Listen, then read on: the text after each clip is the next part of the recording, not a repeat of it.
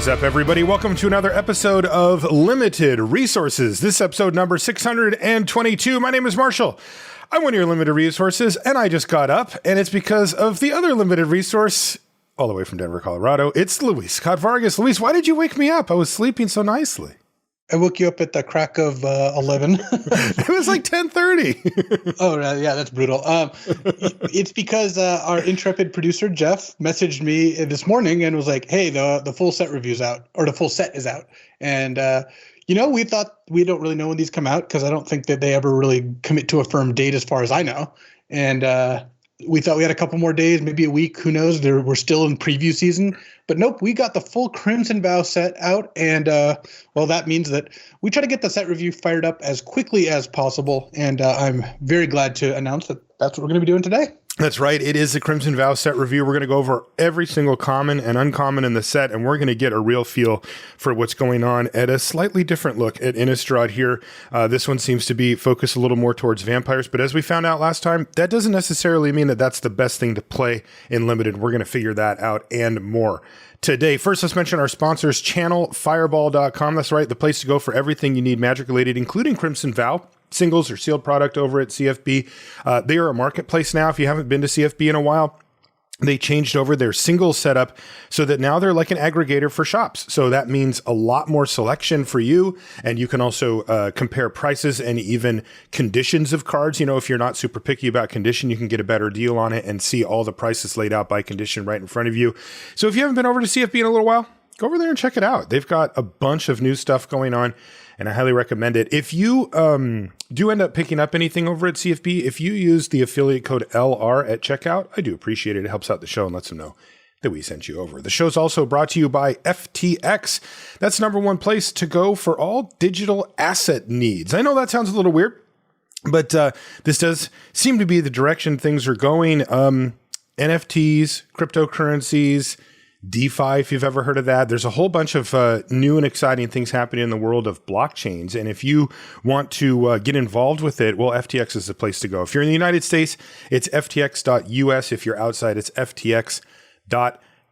And they'd love for you to be their first step. They're safe, they're regulated, and they have a good app and a website you can choose. You can use either or both. As you take your first steps into the new world of blockchain technologies. I will remind you, though, that it can be quite volatile and you should really educate yourself on it. And you should also consult an investing professional. You want to do that before any investment of any magnitude for you. That's just prudent behavior. And of course, neither Luis nor I are investment professionals. So that being said, I used the FTX app this morning and purchased some crypto because I do believe it quite firmly in it. Yeah, I have some over there as well. Okay, so FTX.com, FTX.us for US-based residents there. Thank you, FTX. Also, of course, the show is brought to you by you via the Patreon. This is really kind of the lifeblood of our podcast. We love our sponsors, but the Patreon is kind of where we get to connect directly with our most dedicated listeners. And if you're interested in that, it's patreon.com/limited resources. Everybody who signs up for it, no matter what level, gets a thank you card with a LR sticker in the mail. And you also get access to the Patreon feed no matter what, including access to the live streams.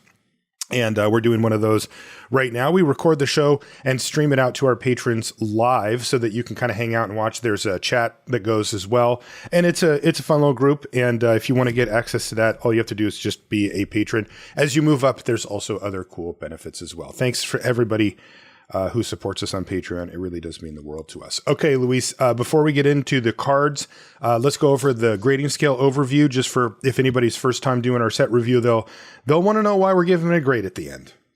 So we give them a grade at the end. So as a what you so aptly describe as a punctuation mark, it's kind of a way to we have this time we spend discussing the cards and how they're going to be used. And I think that is the most important in terms of understanding the card. But the grade does ultimately make us put pen to paper and say, how good do we think this card is? And we use a grading scale that's A through F with two subgrades. Your A's, unsurprisingly, are your bombs. Game winners, cards that are good in many situations, especially when behind, and just the best cards in the set. Cards like Meat Massacre or Grafted Identity. Your Bs are cards that actively pull you towards their colors, cards you wouldn't mind first picking, headliners to a set, and reasons to be in a particular color pair, clan, guild, in this case, color pair. You've got cards like Morbid Opportunist, Organ Hoarder, and Clear Shot. The Organ Hoarder is probably like A- if I really want to be honest. And then C is playable. These are the Pawns of Limited. They're pretty interchangeable. Of course, you need some amount to make up your deck. You've got mediocre removal, some with a combat trick, some with just average creatures. So we've got Hobbling Zombie, Harvesttide Sentry, Moonrager Slash as Cs. These are cards that are sometimes playable, but you'd prefer not to run them. These are your kind of mediocre, junky cards. Maybe has a high setup cost or high mana cost. Just cards you're not that thrilled about having in your deck. Cards like Shady Traveler, Devious Cover-Up, and Sun Gold Barrage. And then you got your Fs, cards that are unplayable in virtually all scenarios, super narrow cards, super expensive cards that just don't do anything, like Stuffed Bear. We had to take one last shot of this Stuffed Bear on the way out. Sideboard is one of our subgrades. These are cards that don't make the main deck, but if we give it a sideboard grade, it's because we think it'll be good out of the sideboard. Cards like Plummet or Return to Nature. And then lastly, we've got Build Around, and what this describes are cards that don't do much by themselves, but in the right deck can be quite good. So these are cards like Geistflame Reservoir. That's right. We're going to be starting things off with the gold uncommons. These are what we call the signpost uncommons. They often tell us quite a story about what this color pair or archetype, as we'll call them, is trying to do. And our first one is Brinecomber. This one is 1 white blue for a 1/1 spirit. It says, whenever Brinecomber enters the battlefield or becomes the target of an aura spell, create a 1/1 white spirit creature token with flying. So you get a 1/1 on the ground and a 1/1 flyer for 1 blue white. And then it has this extra ability that gives us a hint that auras matter for blue-white. It also has Disturb. So this is the same as the last set. This one disturbs for white-blue. So just 2 mana to disturb it. And on the other side, it's Brinebound Gift. So this is actually an aura. There we go. And this is an enchant creature. And it says, whenever Brinebound Gift enters the battlefield or enchanted creature becomes the target of an aura spell, create a 1/1 white spirit creature token with flying. And then, of course, if Brinebound Gift would be put into the graveyard from anywhere, you exile it instead. So the kind of the joke here, as you see with Brinecomber, that both has on the card and implies based on its ability, the way Disturb cards work in the set is the second half is an aura that comes back with the abilities of the first card. And there's some slight differences. We'll have to handle it card by card. Like one of them gives +1/+1 in flying instead of just flying, for example. But basically, when you look at a Disturb card, on the front side, it's a creature. And on the back side, it's an aura that kind of makes one of your other creatures into that creature or gives it, in addition to what it's already doing. So when you look at Brinecomber, you get a 3 mana 1/1 ground creature. And then you also get a flyer because on ETB. And then every time you target this, you get another flyer, which obviously works well with all the other Disturb cards in the set. And then when this dies and you flash it back, you at the very least get a flyer, which is pretty nice. It's only 2 mana, right, to flash back as a 1/1 flyer. And then you still have that ability of whenever the enchanted creature is targeted, you get another flyer. So I really like Brinecomber. It's not bad by itself. 3 mana for a 1/1 ground creature plus a 1/1 flyer is a card I wouldn't hate playing, especially with 2 mana flashback as a 1/1 flyer. So now we're talking for 1 card, no other help, 2 1/1 flyers and a 1/1 ground creature. And it's cheap too, 3 mana and only 2 mana to disturb.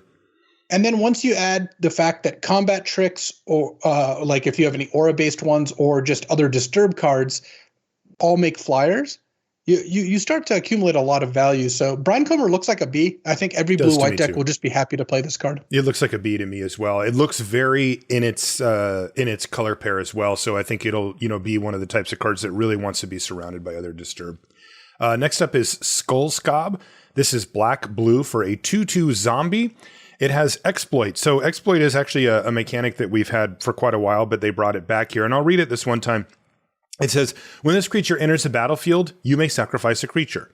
That's it. It just gives you the ability to do that. And then all the cards with Exploit will give you a bonus for doing so. So this one says, whenever a creature you control exploits a non-token creature, create a 2/2 black zombie creature token. Also worth noting that there is no mention of Decayed on this zombie token. So this is just, you get a 2/2.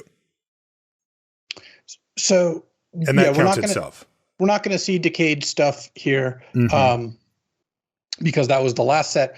But I do want to talk a little about exploit, because exploit is a mechanic from Dragons of Tarkir, and it was also in blue and black there. And it's a really powerful mechanic. So, and there's a couple things to kind of bear in mind when you're talking about it. So the first is that you can sack the creature with exploit to its own exploit ability.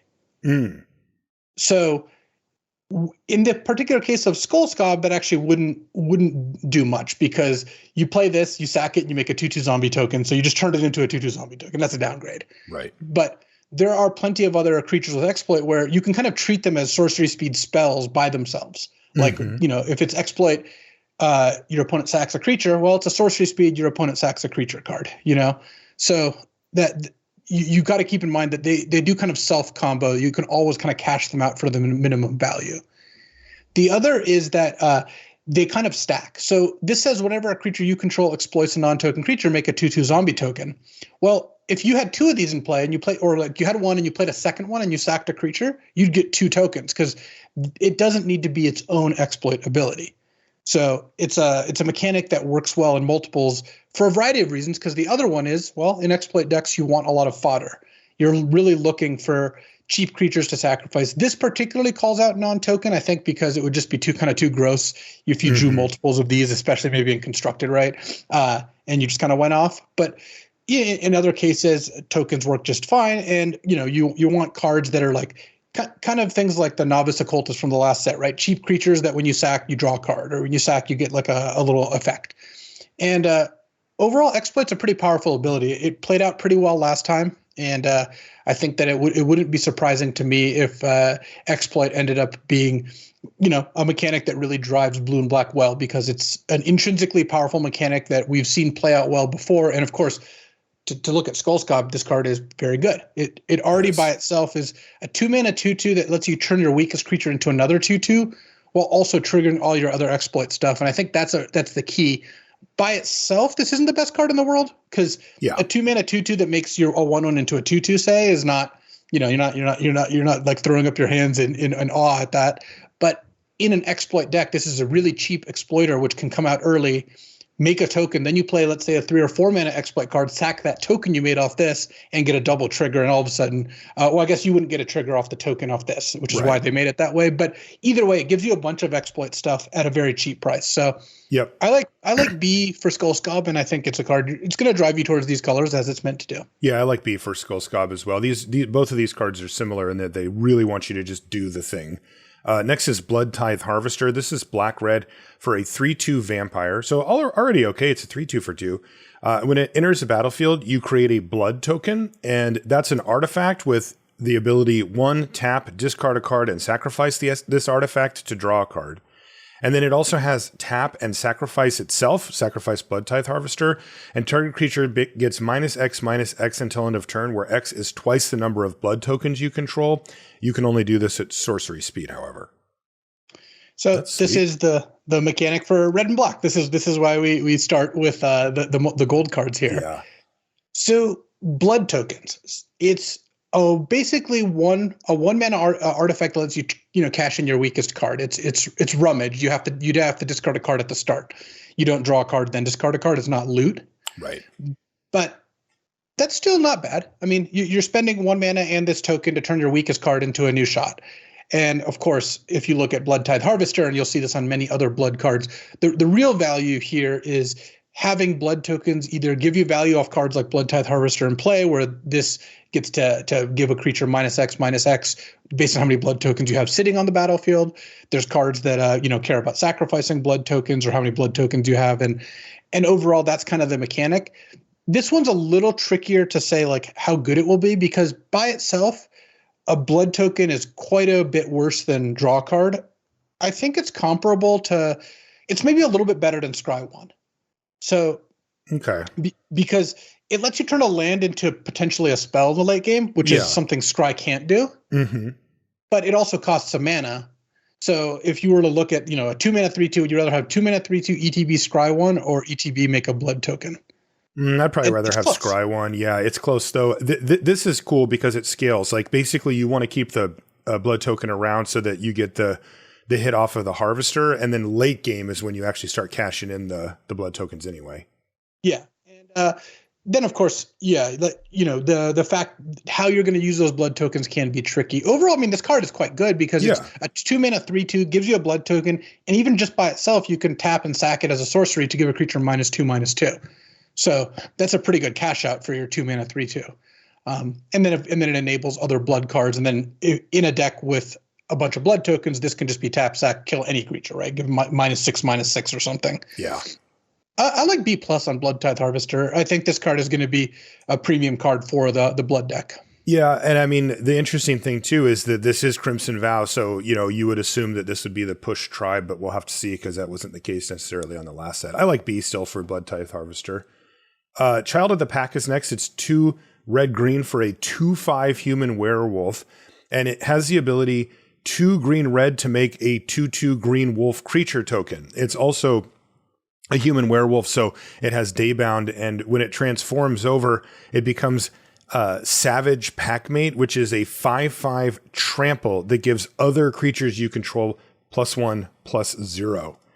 Boy, this is one of those cards that just looks very powerful on its front, and I'm really curious to see if we actually have the time to do it, because this thing is a house, right? You pay 4 mana, you get a 2/5. You can just sit behind it and then just pass the turn and start pumping out wolf tokens. When you do decide to spend, most or all of your turn doing that, then you will also end up transforming Child of the Pack as well, since, you didn't actually cast a spell that turn.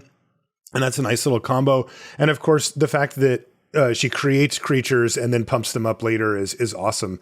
I like everything about this card, and I'm still looking at it suspiciously. I don't know if it's just carryover from the last set or if it's just the fact that you really do need to do stuff like all the time in modern limited sets that makes me a little nervous that the 4 mana to make a 2/2 ends up being a bit slow. But I mean, just looking at the card, it looks sweet. Oh, yeah. I mean, it's certainly a powerful card. Yeah. 4 mana 2/5 is kind of a must kill. Mm-hmm. And you end up, this can dominate a game by itself. Like if you play this on 4 and then they play something and then you have nothing better to do, you can just pass. You end up with a 5/5 and a 3/2. 5/5 trample and a 3/2. Yeah, that's pretty insane. And you lose the ability to make further creatures, but if they don't deal with your 5/5, that's going to be pretty tough for them. And it does the exact thing werewolves want to do, which is you ideally curve like a 3-drop werewolf into this on 4. Yes. A 2-drop one is a little much to ask because they just don't make very many common 2-drop werewolves for good reason. It's just a little too frustrating if your opponent has it on the play and you just lose. Mm-hmm. But 3-drop werewolf into this on 4 is going to really put your opponent to the question. So I like B+ for Child of the Pack. You don't really need to have anything else going on to make this card good. You'd always play it, and it does get better in a deck with other werewolves. All right, I like B+ for Child of the Pack as well. Next is Sigardian Paladin. This one's 2 white-green for a 4/4 human knight. It says, as long as you've put 1 or more +1/+1 counters on a creature this turn, Sigardian Paladin has Trample and Lifelink, and it also has the activated ability 1 green-white. Target creature you control with a +1/+1 counter on it gains Trample and Lifelink until end of turn. So I guess we know what the game is here. We're going to be putting +1/+1 counters on stuff. That's a pretty common theme for green-white. Often it's either tokens or +1/+1 counters. It looks like we're on +1/+1 counters here. But if you can do that thing, I mean, this is a 4 mana 4/4 that gets Trample and Lifelink if you put counters on something. Of course, the key ingredient that it's missing is that it doesn't put counters on anything itself. But, assuming that it's well supported in the white-green color pair, this thing's going to be extremely difficult to beat in a race, as you can, give it and even other things lifelink primarily, and then also trample as a bonus. Yeah, you're really not paying anything for these abilities here, and which is obviously a good place to start. It's kind of like Child of the Pack. This, of course, does make you want to build around it a little bit more because it unlocks a lot of extra value if you can get a bunch of Trample and Lifelink floating around. But I would give Sigardian Paladin a B, and then in a deck that has a lot of +1/+1 counters, bump it up to a B+. One thing to note, by the way, is Trample and Lifelink are especially effective on creatures that have received a lot of +1/+1 counters. Absolutely. Wow. And or just on big creatures, this is a 4 mana 4/4, so it's also good there. Yeah. So, you could easily see playing Sigardian Paladin passing on the next turn. Your opponent really has to wonder if you have a 4 or 5 drop that can ETB, put a counter on something, and all of a sudden they're getting whacked in a situation where it's going to make it really impossible for them to race. So yeah, I like it. Sigardian Paladin, I would give it a B as well. Yeah, that looks like a great card. Good reason to be in green-white. Yeah. Markov Purifiers next. It's 1 black-white for a 2/3 vampire cleric with lifelink. And it says at the beginning of your end step, if you gained life this turn, you may pay 2. If you do, draw a card. So again, this is kind of a theme here. This is self-fueling, right? It's a 3-mana 2/3 lifelink. And if this gets into combat and then survives because it's end step. No, that's the hard part, right? You'll gain life, and then you can pay 2 to draw a card. It does take a little bit more work because it's not going to survive most combats. Your opponent, if you play this on 3, they're going to leave back blockers so you don't get to crack it and get a free card. Plus, you're probably not going to want to spend 2 mana on turn 4 to draw a card that often. No. But this card works really well with recurring sources of life gain or just making all your life gain into, cantrips for an extra 2 mana. I think that black-white deck's going to be very happy with this card. It's such a threat in play. I mean, it's not quite Morbid Opportunist, but imagine if you're playing against black-white and it's like turn 5 or 6, they have one of these in play. How are you feeling about the game? Yeah, I don't know. I'm having a hard time figuring it out because on one hand, look, if I have a ton of life linkers or ways to incidentally gain life for cheap, then I'm feeling amazing, right? I mean, that's fantastic. But if I'm leaning on the Purifier itself to gain me the life, it's hard to imagine how I'm going to still have, look, there's scenarios where you're like, hey, use a removal spell on their biggest blocker, get in with the Purifier, but then do you still have the 2 mana left over to actually get the card back? That's the question. And it feels like this is going to play out a little bit more like an enchantment almost, right? Where like in the later part of the game, you'll have ways to incidentally gain life and then start cashing in cards off it, and your opponent kind of has to kill it, but it'll just sit there as far as combat goes. Yeah, I think that it's going to take a little bit more work than some of the other cards here. So I'd give it a B-, but in the deck that can utilize it well, again, it's got the ceiling is still like an A+, or sorry, a B+. Yeah. I mean, you would never cut this from a black-white deck. No, you wouldn't. No, it's just, 2/3 lifelink's already just an okay card. And if it survives a combat, you draw a card. Yeah. Okay, yeah. I like B-. I was actually starting to talk myself into C+, but you're right. There's just no deck that wouldn't run it anyway. 2/3 lifelink's already just fine. Wow, that's gross. Wandering Mind. Oh, wow, this is the same artist I gave favorite art for the last set, too. I don't know if this one's going to win, though. He got weird. 1 blue-red for a 2/1. Did I say it's called Wandering Mind? I did, right? Yeah. 1 blue-red for a 2/1 flyer. And when it enters the battlefield, look at the top 6 cards of your library. You may reveal a non-creature, non-land card from among them and put it in your hand, and put the rest on the bottom of your library in a random order. Hey, that's nice. Oh, this card's excellent. That's just a nice old 2-for-1. Again, you got to kind of just look at the numbers on these cards, and that's really what matters. And at the start, Wandering Mind is a 3-mana 2/1 flyer, which is a little below average, especially as a gold card, but not much below. Mm-hmm. And looking at 6 cards is a lot. You're going to end up in a spot where almost every red-blue deck I can imagine is going to want to play this card, because if you're not a red-blue deck that has 10 spells in it, I don't really know why you ended up being red-blue, because with 10 spells, you're 85% to hit at least one spell. And honestly, if I looked at this card and I was 50-50 to hit, a 3-mana 2/1 flyer that's 50-50 to draw you a spell is still a good card. Mm-hmm, absolutely. You can also just hit random artifacts and stuff with it too, just if you happen to have those type of cards in there, right? It's just non-creature, non-land. I would play this at like 4 spells. I think so too. Like at 4 spells, you're exactly 50-50 to hit 1 or more, or 4 non-creature, non-lands. And Wandering Mind, it looks awesome. It looks awesome from Wandering Mind, and this looks like a card that might wander its way into Constructed, by the way. Yeah, definitely. I like B+ for Wandering Mind too. Ancient Lumberknot.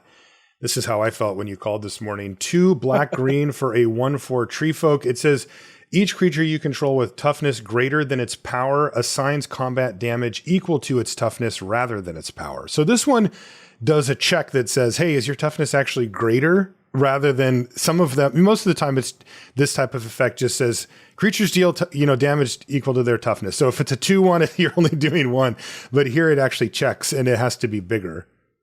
I don't know if that makes it better or not, but this is a 4/4 for 4, right? Well, it's like the Doran, old Doran ability with upside. because it doesn't make a 6/1 into a 1/1. It Right. still does 6, but it makes it so a 1/5 is effectively a 5/5. And this only affects your creatures, so that's kind of cool too. Okay. Yeah, this card seems sweet. The Mondo combo here is Unhallowed Phalanx. That's the 4 and a black 1/13 that enters the battlefield tapped. I like that. And you can really get some good value off that. This one's way worse than the cards we've seen. I mean, what are we supposed to take out of this? That black green is toughness matters? That's what they're. Yeah, but looking at the black and green cards, especially the commons, like it's not that spectacular. Like there's the 1/4 reach with training in green, which is kind of cute because it'll get counters off training because its power is still low, but its toughness is high. And then of course the 1/13 I mentioned, but I'm not seeing like a vast multitude of cards that are improved by this, which means that this card is a 4-mana 4/4 by itself. Yeah, with slight upside, but that's like kind of B- level, C+ level more than the other cards we've seen at gold. Yeah, I'll still go B- and just put a little faith into R&D that this thing's good. And it is, like you said, a 4/4 for 4, which is not modern limited standards. That's still not quite where you need to be, but it's close enough. Like it'll be the biggest thing on turn 4 most of the time.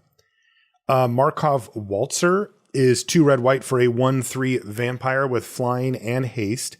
And at the beginning of combat on your turn, up to 2 target creatures you control each get +1/+0 until end of turn. This card looks awesome. It can target itself. So it's a 4-mana 2/3 flying haste by itself. And then it also gives one of your other creatures +1/+0. So it gives you 3 power of haste, right away. And if it's not the best one to send in, let's say you have 2 2/2s and they have a 3/3, you can play this, make them both into 3/3s and attack, or 3/2s and attack, and your opponent's gonna, now get either have to trade down or just take a bunch of damage. This looks perfect for kind of like the Boros aggro theme. Yep, and you'd want to curve into this, right? I mean, this is the perfect 4-drop to go like 2/3/4 or 1/3/4 or 1/2/4 whatever. Just get a few creatures down, and then you curve it onto turn 4 Waltzer, and that's going to be really tough. I like B+ for the Waltzer. Totally. Last gold card is Vilespawn Spider. Cool. It's blue-green for a 2/3. It's a spider with reach. So the 2/3 reach for 2. That's pretty nice. And it says at the beginning of your upkeep, mill a card. Then it has activated ability 2 blue-green tap and sacrifice it to create a 1/1 green insect creature token for each creature card in your graveyard. You can sadly only do the activated at sorcery speed, but man, that's pretty cool. Yeah, and blue-green is again touching on like kind of like a self-mill theme where it utilizes the graveyard and whatnot. So the spider enables that. Plus 2-mana 2/3 reach is just a good deal. Like you're not getting bad value. You probably want like 4 or 5 creatures in your graveyard before you cash this in, but it is a literal spider spawning. It's a spider that spawns. It is, yeah. The tokens, of course, don't have reach, unfortunately, but a 2-mana 2/3 that enables your other stuff by milling, and then it later in the game threatens to turn into 5, 6, maybe more insects.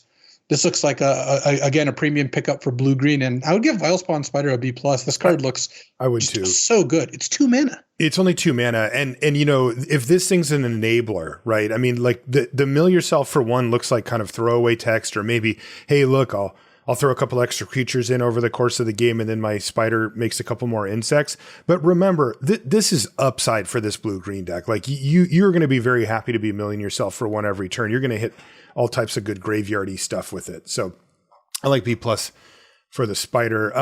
You want to go to blue, Luis? Yeah, let's do blue. We'll do blue, and we'll go through the colors in their normal order, finishing with white, and then we'll move to the colorless cards. Once again, shout out to Scryfall having the whole setup in set review order. Their hard work is appreciated, and they're a great place to kind of support if you like looking at Magic cards online. They are by far the best resource to do it. They really are. I mean, they reached out to us about this set review order thing, and I was like, yes, please, and then they just did it. They're just awesome over there. I've been a patron of them for a long time, and definitely recommend supporting them. We certainly couldn't do our job without them. Okay, so we're going to go in casting cost order as we have been doing for the last few set reviews. So the first card is Alchemist's Retrieval. This is blue for an instant. It's common. It says, return target non-land permanent you control to its owner's hand. And this will be our first instance of Cleave. So Cleave says 1 and a blue. You may cast a spell for its cleave cost. If you do, remove the words in square brackets. And in this case, the square brackets is you control. So you can cleave it. You can pay 1 and a blue to return target non-land permanent to its owner's hand.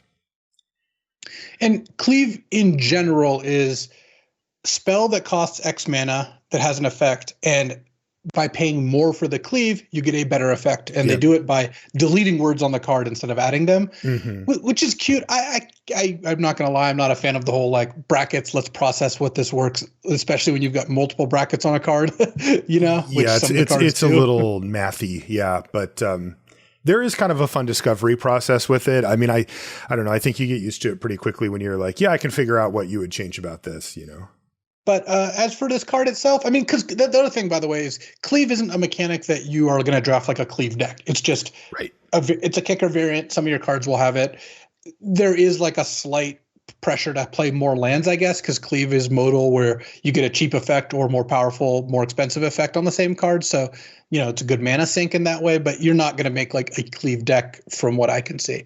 But for Alchemist Retrieval, it looks like a D to me, maybe a D plus. Like this is just a very mediocre card, right? Yeah, I mean, unless you really wanted to return your own stuff, getting Disperse with the ability to target your own stuff for only 1 mana instead of 2 is not that exciting. Looks like a D plus. Yeah, to me. Is the joke here that like you can return your auras that you disturb back and then play it as a creature and that's clearly what's even happening on the card. It's the guy with the Ghostbuster machine is pulling back in the spirit. Yeah, so I mean, maybe there is some value to be gained there, but I have a hard time believing that this would be a card you need to prioritize. We just played a set with Disturbed, granted not exactly the same, but how often did you bounce one of your own disturbed creatures to get value? It just didn't really. Quite rare. Yeah, quite rare. Okay, so we'll go D plus on Alchemist Retrieval. It still interacts with creatures, and that can be a good thing. Next is Cobbled Lancer. This is blue for a 3/3. Yeah, it's a zombie horse. Yeah, it's uncommon. Yeah, it's 1 mana for a 3/3, and it says, as an additional cost to cast this spell, exile a creature card from your graveyard. So basically, you're not going to be turn 1-ing this thing. You can also pay 3 and a blue and exile it from your graveyard to draw a card. That's pretty cool. This card's really good. Yeah. Artwork's sick too. Yeah, the flavor text is also really cool. I don't worry, everyone. I hear hoofbeats. The Gavney Riders are coming to save us. It's like a villager, and it's obviously this is like some grotesque zombie horse. Not a good situation. Is this card good? You said you think it's good, right? I think it's quite good. Okay. So it's not a 1 mana 3/3. It's not a Wild Nicottle you're going to play on turn 1, obviously. Right. But here's the thing about mana efficiency. Mana efficiency is important basically almost the entire game. Obviously, at some point, you both have 8-9 lands in play, and then you just wish the rest of your deck was 7 mana, 7/7s or whatever. But when you have Cobbled Lancer, especially since the blue deck has like self-mill, looting, and whatnot as a theme, but even if you're just trading creatures off, what'll happen is you play a 2-drop, then you play a 3-drop. At some point, you trade, and then on turn 5, you play this plus a 4-drop, and you got a 1 mana 3/3. And then later, this gives you the ability to just pay 4 mana to draw a card after it dies. That's really good. It's all kind of off curve, a little slow, a little delayed, but like it's giving you still things that are relevant. 3/3s are relevant on turn 4, turn 5. Like it doesn't have to come down on turn 1 to be good. And then, like you said, I make cards a card later on when you have the mana and the card in the yard. Nice. I like it. I like B for Cobbled Lancer. Yeah. I think you're gonna be very happy to take this card. I mean, look, don't put 3 of these in your deck and have no cheap creatures or loot cards because you're going to end up getting screwed. And sometimes you'll draw this and not be able to play it for a while. But I can just see the games where you get to double spell in the mid game and then later get a card out of it. I'm not really sure what more you can ask for a card. Does it crash into Disturb because it's blue in awkward ways? Yeah, I mean, there is some anti-synergy there where like you trade off your 2-drop, but has Disturbed, so you don't really want to exile it. Yeah. So you kind of want to have to keep that in mind. Like this is, I assume, much stronger in blue-black, which is sacking creatures, or blue-green, which is milling, than blue-white. Okay. Yeah. Blue-green, it seems really good. Okay. Next is Lantern Bearer. This is blue for a 1/1 flying spirit. It's common. It does have Disturb for 2 and a blue, and as you might imagine, it's an aura that enchants a creature. The creature gets +1/+1 and has flying, and the normal exile clause for Disturb cards. So this is another good example that kind of shows you the template for these. Yeah, and note that this gives you the +1/+1 as if the power and toughness of Lantern Bearer, but not all the Disturbed cards do that. This one just does happen too. I really like Lantern Bearer. I think this card's actually really good. It's good in a couple ways. One, it's a 1/1 flying that, by itself, that's not quite good enough.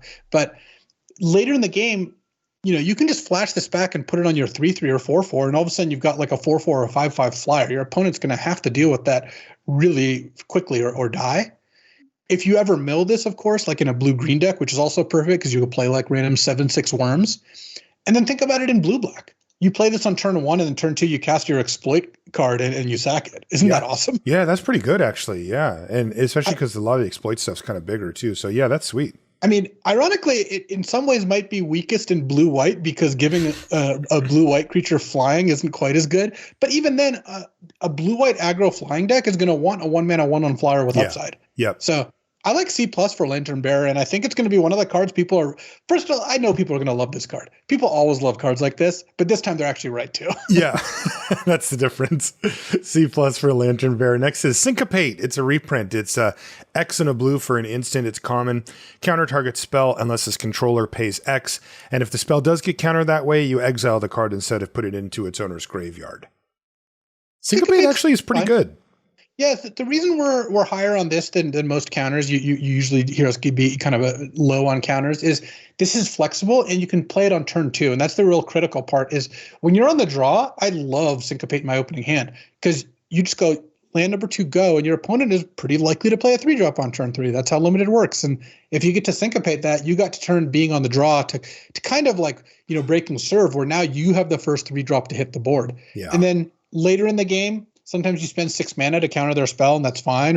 Or on turn 5 or 6, you counter their on-curve card for 2 mana while you got to play something else. And then, of course, the exile effect means against Disturb or anything that has to do with the graveyard, Syncopate gets you a little bit of extra value. So it's a C, and I'd play like 2 of these without really much trouble. Agreed. Yeah, it performs better than most counters. Next is Wash Away. This is blue for an instant. It's uncommon. It says counter target spell that wasn't cast from its owner's hand, but it has Cleave for 1 blue, and the Cleave text is counter target spell. So what it can do in this limited format for 1 mana is counter Disturb cards because those cards are cast from the graveyard. They're not cast from the opening hand. And then otherwise it's 1 blue counter target spell. Yeah, that's all right. I mean, it's all right. The success of Wash Away is kind of gonna hinge on how good is a 3-mana counter, because some formats it's pretty good and some formats it's pretty bad. And it's not standing out to me that this format necessarily is good for it, especially with, if there's some good aggressive decks that makes 3-mana counters pretty bad. It is quite a strong sideboard card at the very least. Against the Disturb deck, it's not that you want to spend a mana and a card countering their Disturb card and feeling like, oh, wow, you really own them. But a 3-mana counter plus the ability to play it as a 1-mana counter, that's not bad. That's at least passable. Yeah, I still have it in the D range. Like I would give Wash Away like a D+. Like I think Syncopate's just way better for even though it's a common. Yeah, so I would give D+ for Wash Away. Yeah, that sounds right. Cradle of Safety. Oh, it's a baby. It's 1 and a blue for an enchantment or it's common. It has flash. Enchant creature you control. When Cradle of Safety enters the battlefield, enchanted creature gains hexproof until end of turn, and the enchanted creature gets +1/+1. That does not stay until end of turn. So your creature gets bigger. It gets hexproof for the moment. That's it. That's what it does. Oh man, this card, as cute as that baby might be, this is not going to be a card you're going to be happy to see, because if they're casting this, they have some bomb. just destroy you. You spent 5 mana to kill one of their creatures, and you're like, nope. All of a sudden, it countered the spell you played, and I get now a creature with an additional +1/+1. I do like that the hexproof does not stay forever. That would be incredibly obnoxious. But agreed. I think Cradle of Safety is just fine. It's a C-, but it's going to be good when you cast it. Yeah, it's also interesting that you can use it to win combat if needed. Like you can just ignore the hexproof part, and if it's just 3/3 attacks into your 3/3, you can just be like, sure, Cradle of Safety, my guy's a 4/4 now. And that's a little weird for this type of card, but that's the difference between it being playable and not, I think. So there you go. Next is Fear of Death, 1 and a blue for an enchantment, or it's common. It has it's an enchant creature, and when it enters the battlefield, you mill 2 cards. Enchanted creature gets minus X minus 0, where X is the number of cards in your graveyard. This card's pretty sweet. That's actually sweet because it makes it so you've got a 2 mana in aura, which is giving a creature probably -3 or -4, maybe -5 later in the game, whatever. But it gets you the first 2 for free, and of course, self mill is an advantage in this set. That said, I'm just so down on these auras. Like they just keep doing worse. I do like the self mill part because I can imagine a blue green deck being really happy to get additional self mill everywhere it can find. But I still am like, you're just gonna put this aura on their thing, and then like this doesn't tap it or anything, so they like chump with it, and then they like disturb it back, or they just play one of their bounce spells, or they exploit it. Oh yeah, getting your creature, letting them exploit the creature you enchanted. All right, I'm on D for Fear of Death. Yeah, that's what I was thinking down too. The more I talk. I mean, we're like a few minutes into the freaking set review, and we've already got exploit being shown, as well as a card that returns your card, like your own creature, to your hand for 1 mana. Like, yeah, I like cards like this, but given that one of the core mechanics and one of the archetypes is exploit, then it already makes Fear of Death go down enough. I would give it a D. These type of cards still can affect combat. They still are, you occasionally run them, but they end up not being as good as they look, these days. Lunar Rejection is next. It's 1 and a blue for an instant. It's uncommon. It says, return target wolf or werewolf creature to its owner's hand and draw a card. And it has Cleave for 3 and a blue, and that becomes return target creature to its owner's hand, draw a card. I'm in. I like that. Yeah, I mean, you just got to make sure the wolves and werewolves aren't too good. You got to keep them in their place. So. Yeah, we've learned that, haven't we? So brutal. I mean, I'm in for 4 mana, bounce anything, and bounce any creature and draw a card. Yeah, already. And the fact that sometimes you just get to cast it for 2 because they have a wolf or a werewolf, that's just sweetening the pot. And I would give Lunar Rejection a B. I just think that bounce with cantrip is just a really good recipe. It's really, really good. I like B for Lunar Rejection as well. Next is Mischievous Catgeist. This is a 1 and a blue for a 1/1 cat spirit at uncommon. Whenever it deals combat damage to a player, draw a card. Oh, I like that. It is only a 1/1 for 2 though. And then it also has Disturb, and it has Cat-like Curiosity. Good naming with the curiosity on there. It's a aura that enchants a creature. The creature has, whenever this creature deals combat damage to a player, draw a card, and then the normal text on Disturb, where it gets exiled. Yeah, I think for this card to be good, you really want to have good ways to either exploit it, because the Disturb cards are good with that, or self-mill, because the aura is what I'm a lot more interested in, because a 2 mana 1/1 is just not going to get through very often. No, especially if you're on the draw, like it's just never getting through. Or you just don't have it in your opening hand. Yeah. And it's just not going to do all that much. And then if you can flash it back and you put it on your like 1/1 flyer or something, now we're kind of talking though. So you're spending 3 mana to give a creature Curiosity, and that's a creature that you're presumably hitting with every turn, but you're getting behind on board the turn you play that, and you had to get it in your graveyard in the first place. Yeah, that's a lot. This card's not doing it for me. I do think it's going to be really good in some games. It's a powerful effect, but all the different components, I think, take too much to assemble in the right way and are asking a lot of you to really be good. I mean, look, sometimes you're going to play this turn 2 on the play and they're not going to have a 2-drop in. Of course, you just run away with the game. That's great. But that's just not going to be the normal case. And I think Mischievous Catgeist is probably like a D, unless you're doing a little work with like exploit or self-mill or good ways to make use of it. So yeah, I like D for Mischievous Catgeist, and I hope it ends up being better than that, because I like cards like that a lot. Selhoffen Tumor is next. It is 1 and a blue for a 1/3 zombie at common. You can tap it and discard a creature card to draw a card. No way. I don't want to do that. Really strong in the set. A lot of reasons to do this. You can throw your Disturb creatures into the graveyard because they're all creatures on the front side. You can put it in your graveyard for all the exile a creature card from your graveyard type effects. And of course, just cashing in creatures for cards is not a bad deal on a 2-mana 1/3. How is that not a bad deal? Isn't that just like the worst deal? Don't you usually use looters to find creatures? No, it's to find whatever it is you need. And like, I think I hope you need a lot of lands because you're going to flood out a lot if you keep dumping all of your creatures from your hand. I mean, no way. I'm not discarding creature cards to a looter. Like, that's insane. You're going to play this card and you're going to think it's very good. He's like, and you're going to like it. The reason I say that with I think a reasonable degree of confidence is there are a lot of cards that care about your graveyard. Okay. And when we get to Skywarp Scob, your tune might change here. And then it also it's a cheap creature that you can exploit if you need to. So okay. I think in blue black that part's fine. That's true just of any 2-mana creature, right? So great. But really, like, I need to have like expendable. It's going to take a lot to get me to want to not just cast my disturb card, trade it off for something on the ground, then flash it back and get my value out of it rather than throw it away and be like, cool, I drew a plains, go ahead. Like, man, I'm going to have to do some backflips to imagine the scenario where I'm just happily looting away creatures. I just don't think you're paying that much overall for this. I think it's a 2-mana 1/3 with an ability that can be really powerful in some spots and slightly beneficial in others.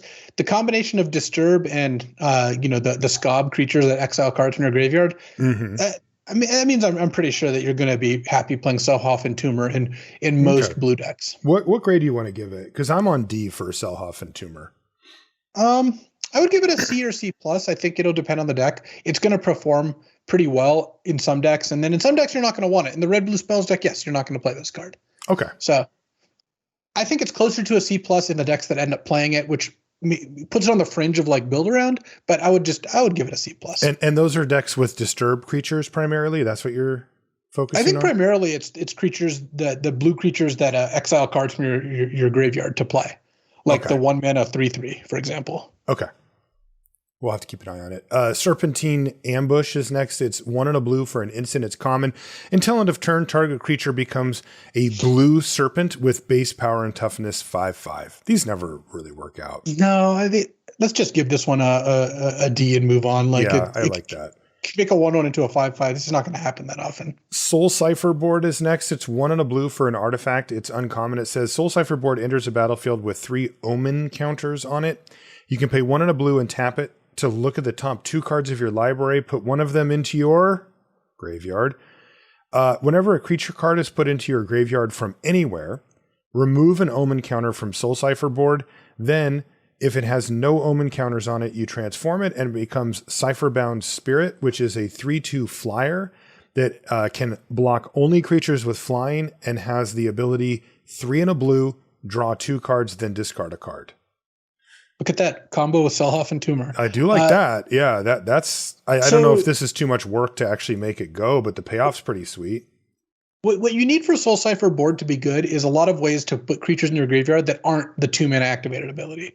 Because I'm not really in for a Heirloom Mirror V2 where I'm like, play this for 2, activate it, and then it flips.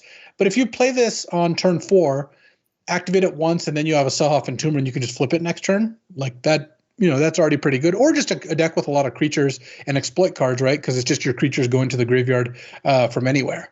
Mm-hmm. So in a deck, this is like a build around B. In a deck that can fuel it, whether that's discard or exploit, self-mill, whatever, I think that Soul Cipher Board is going to be very strong. Because a 3/2 flyer, even if it can't block well, that has 4 mana, draw 2, discard 1, that's a really good card. It is a good card in an environment that isn't hostile. Yeah. Right. Like if this is an aggressive format, or if it's a very like get on the board matters format, then this card's going to be way, way, way too slow. Like the fact that it can't block well and that the activated ability is 4 mana, even if it is powerful, is just like, I mean, we had Triskaidekaphile, right? 4 mana draw card in the last set, right? And it was like, no way. Like there's no way I'm going to spend 4 mana to just draw a card. This is a little better than that, but obviously it takes way, way more work to get it flipped. I think I'm going to stay pessimistic on Soul Cipher Board for the beginning, just because it's so much setup cost to get it to do the right things. A lot of mana invested. Unless you can exploit or have your creatures die naturally and it just sort of sits there waiting, then that could be okay. But also, a lot of times you get punished for playing something on turn 2 that doesn't affect the board, and then it just sits there for 3 or 4 turns before it actually does anything. And then when it does do something, it can't block, and it takes an extra 4 mana to get the value off of it, etc. All of this is lining up to me to be a D for Soul Cipher board until proven otherwise. The potential's there. It's really powerful. If you set it up with the Entomber, like you said, you could get that thing flipped pretty quickly and dominate with card advantage. But it goes against itself, right? What do I want for Soul Cipher board? I want to have a board state that is not killing me, right? I want to have a stabilized board state, and Soul Cipher board doesn't work towards that goal on its own. Yeah, I think it's a build around card. I would not just put it in your average deck. Okay. What grade would you give it? I still like build around B. I think it's going to be really good in those decks, but not good outside of those decks. Right. So that's an important point, right? Build around B, but regular maybe like a D, right? So keep that in mind. Steel-clad Spirit is next. It's 1 and a blue for a 3/3 spirit. It's common. It has Defender. All right, shields up. Whenever an enchantment enters the battlefield under your control, Steel-clad Spirit can attack this turn as though it didn't have Defender. Oh, I like cards like this, Luis. I was just about to say that exact sentence. I like cards like this. Good defenders that you can start attacking with when the time is right. Excellent. And it's not good in an aggro deck, but if you play this in your blue-white Flyers deck, you can still play this. It shuts off their early aggression, and then once you start flashing back your disturb cards, which are all auras, this starts to get in there. So pretty cool card. I like Steel-clad Spirit. I'd give it a C. I don't think to me it'll be a C or a C plus. Again, I just talked about getting on the board early, defending yourself. There you go. Steel-clad Spirit. Who needs removal? You would also just put like 2 of these in your blue-red spells control deck too. It's just a good defender there, even if you couldn't really attack with it. Totally. So C, trending towards C plus for Steel-clad Spirit. Next is Storm Chaser Drake. It's 1 and a blue for a 2/1 flying Drake at uncommon. Whenever it becomes a target of a spell you control, draw a card. Nice. Really, really cool card. Yeah. It does trigger off the auras from Disturb. Plus any, of course, combat tricks. And it's a 2-mana, 2/1 flyer. So it's kind of a nice combo of efficient flyer plus build around little action. I mean, you'd always play this in your blue deck. 2-mana, 2/1 flyer full stop is like a C plus, which I think makes Storm Chaser Drake a pretty solid B minus. I think so too. The one downside, of course, is that you may want to target not your Storm Chaser Drake with your aura or whatever. And if you do that, you won't get the card out of it. It's only 1 toughness, and it's a creature that they probably like to kill anyway. So it's kind of a big time lightning rod in that way. But hey, if you get a card out of it, it's good anyway. Also, I mean, even if they kill it in response to you putting an aura on it, you get a card. So you still get the card back in your worst case. Wretched Throng is next. This is 1 and a blue for a 2/1 zombie horror. It's common. When it dies, you may search your library for a card named Wretched Throng, reveal it, and put it into your hand, and then shuffle. Oh, that's kind of cool. How does that song go? Throng, throng, throng, throng. No, that is not. No, I don't like this. Look at that. God. It's like a cascading throngs. It is. It's throwing up. Yeah, it's just disgusting. All right, this is going to be using our patented sliding grading scale. 1 of these is a D, 2 of these is a C, 3 of these is a C plus, and 4 of these is a B minus. There you go. Get them while they're hot. Wretched Throng on the wheel. Next is Binding Geist. It's 2 and a blue for a 3/1 spirit at common. When Binding Geist attacks, target creature an opponent controls gets -2/-0 until end of turn. Kind of interesting. And then it has Disturb for 1 and a blue. And yes, it disturbs into a enchant creature where the creature gets -2/-0. Kind of cool. I like it. It's a 3-mana 3/1 that's kind of like a 3-mana 3/3, right? Because if they've got a 2/2 in play, you attack, give it -2, and now they can't kill it. They have to have 3 power in play to kill it. I guess 2/1 also gets around it, but and then the fact that you can get a little -2/-0 out of it on the end is good. I mean, all the same defensive auras criticisms exist, but you got your card already, which is a world of difference. So I like C plus for Binding Geist. I think you're going to just be happy to put this card in your deck. I also like that the disturb cost is so cheap. It's only 1 and a blue. So that's really nice too. Yeah, I like C plus for binding, guys. Next is Biolume Egg. Oh, it's an egg. I usually like cards like this. 2 and a blue for a Serpent Egg. Oh, you can see him in there. He's ready to come out. And it's uncommon. It's a 0/4 defender. And when it enters the battlefield, you scry 2. So 3 mana, 0/4 defender, scry 2 ETB. Okay. When it says, when you sacrifice Biolume Egg, return it to the battlefield transformed under its owner's control at the beginning of the next end step, and it becomes Biolume Serpent, which is a 4/4 serpent, and it says sacrifice 2 islands. Biolume Serpent can't be blocked this turn. This card is amazing. It's obviously a build around. You can't just put it in your blue-red deck and be like, done.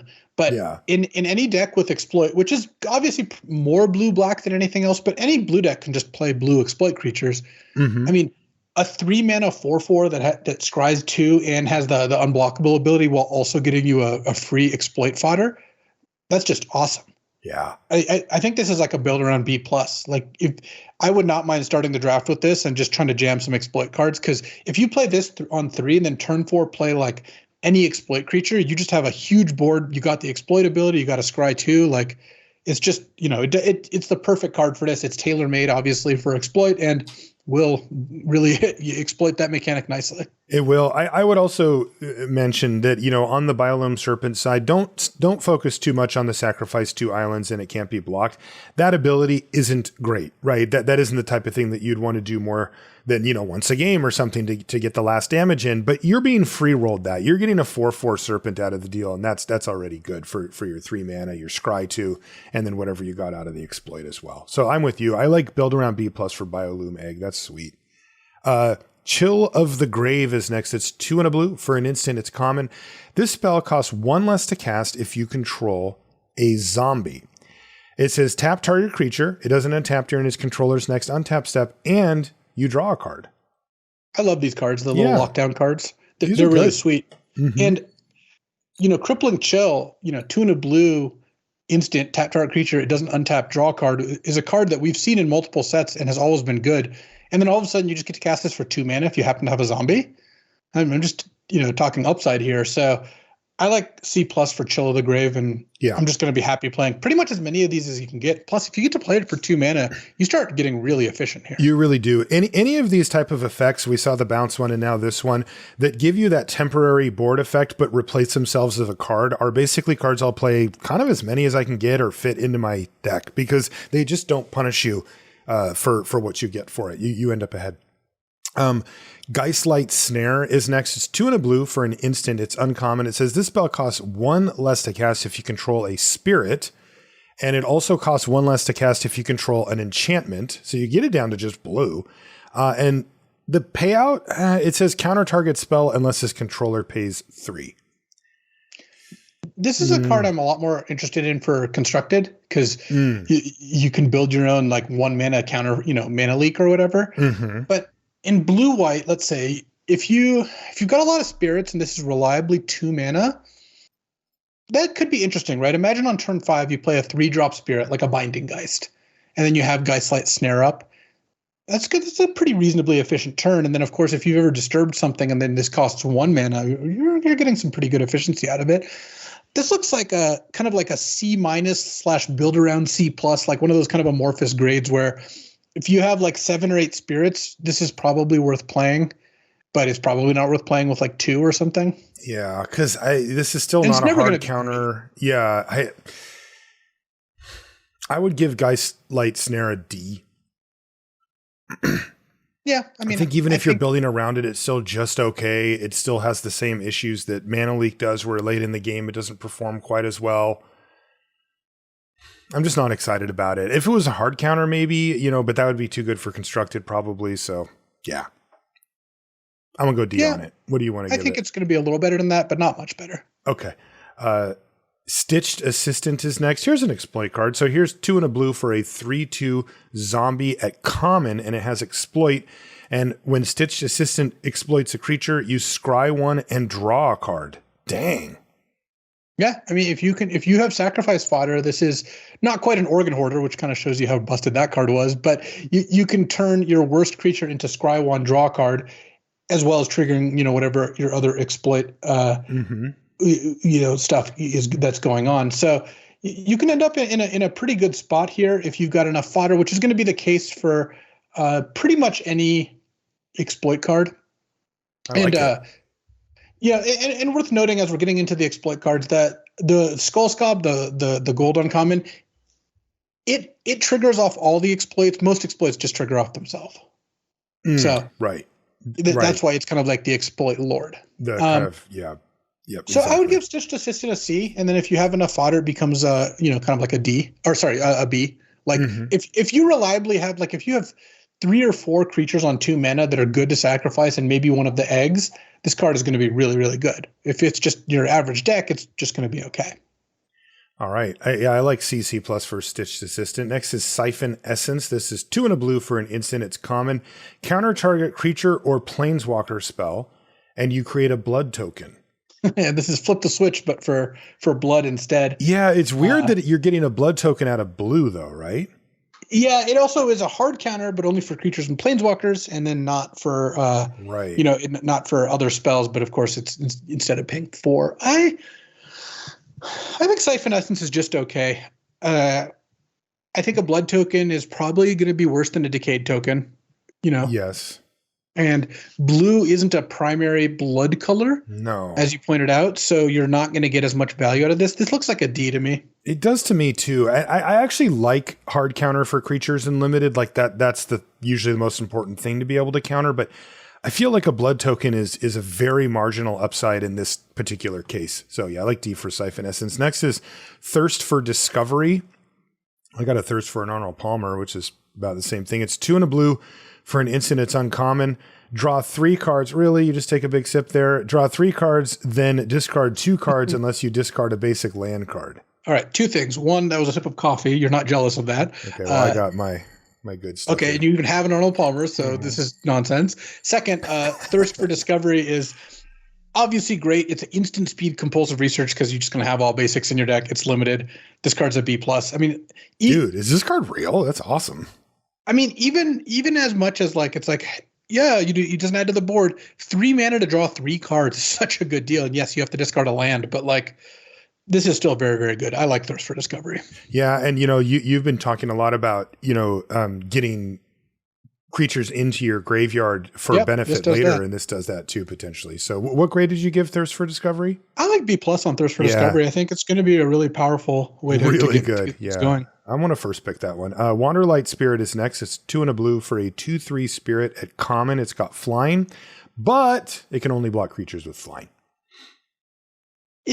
This is really gonna make it. You answer the question of how aggressive is your deck, because a 3 mana 2/3 flyer that it really can't block very well. Like it's not going to block very often. Some blue white decks are going to be like fantastic. A blue black exploit deck probably not going to play this. A blue red spells deck probably not going to play this. Yep. So this looks more like a blue white gold card to me than anything else. I would give it a C. It's not like the worst if you just put this card in your deck because it's a pretty beefy flyer for cheap, but you just gotta, you really, this is where it really comes into play. How well do you know what your deck's trying to do? What is your plan? And Wanderlight Spirit, when it works nicely with your plan, is going to be great. Otherwise, it's not going to be very good. Yeah. Putting auras on this seems good. And then you mentioned just sort of the core blue-white flyers theme. On average, C-, I guess, D+. Yeah, I think that the fail case isn't that bad. I kind of like it at like C in blue-white and then probably like D outside of it. Yeah, that's what I think too. Witness the Future is next. It's 2 and a blue for a sorcery at uncommon. It says target player shuffles up to 4 target cards from their graveyard into their library. You look at the top 4 cards of your library, then put one of those cards into your hand and the rest on the bottom of your library in a random order.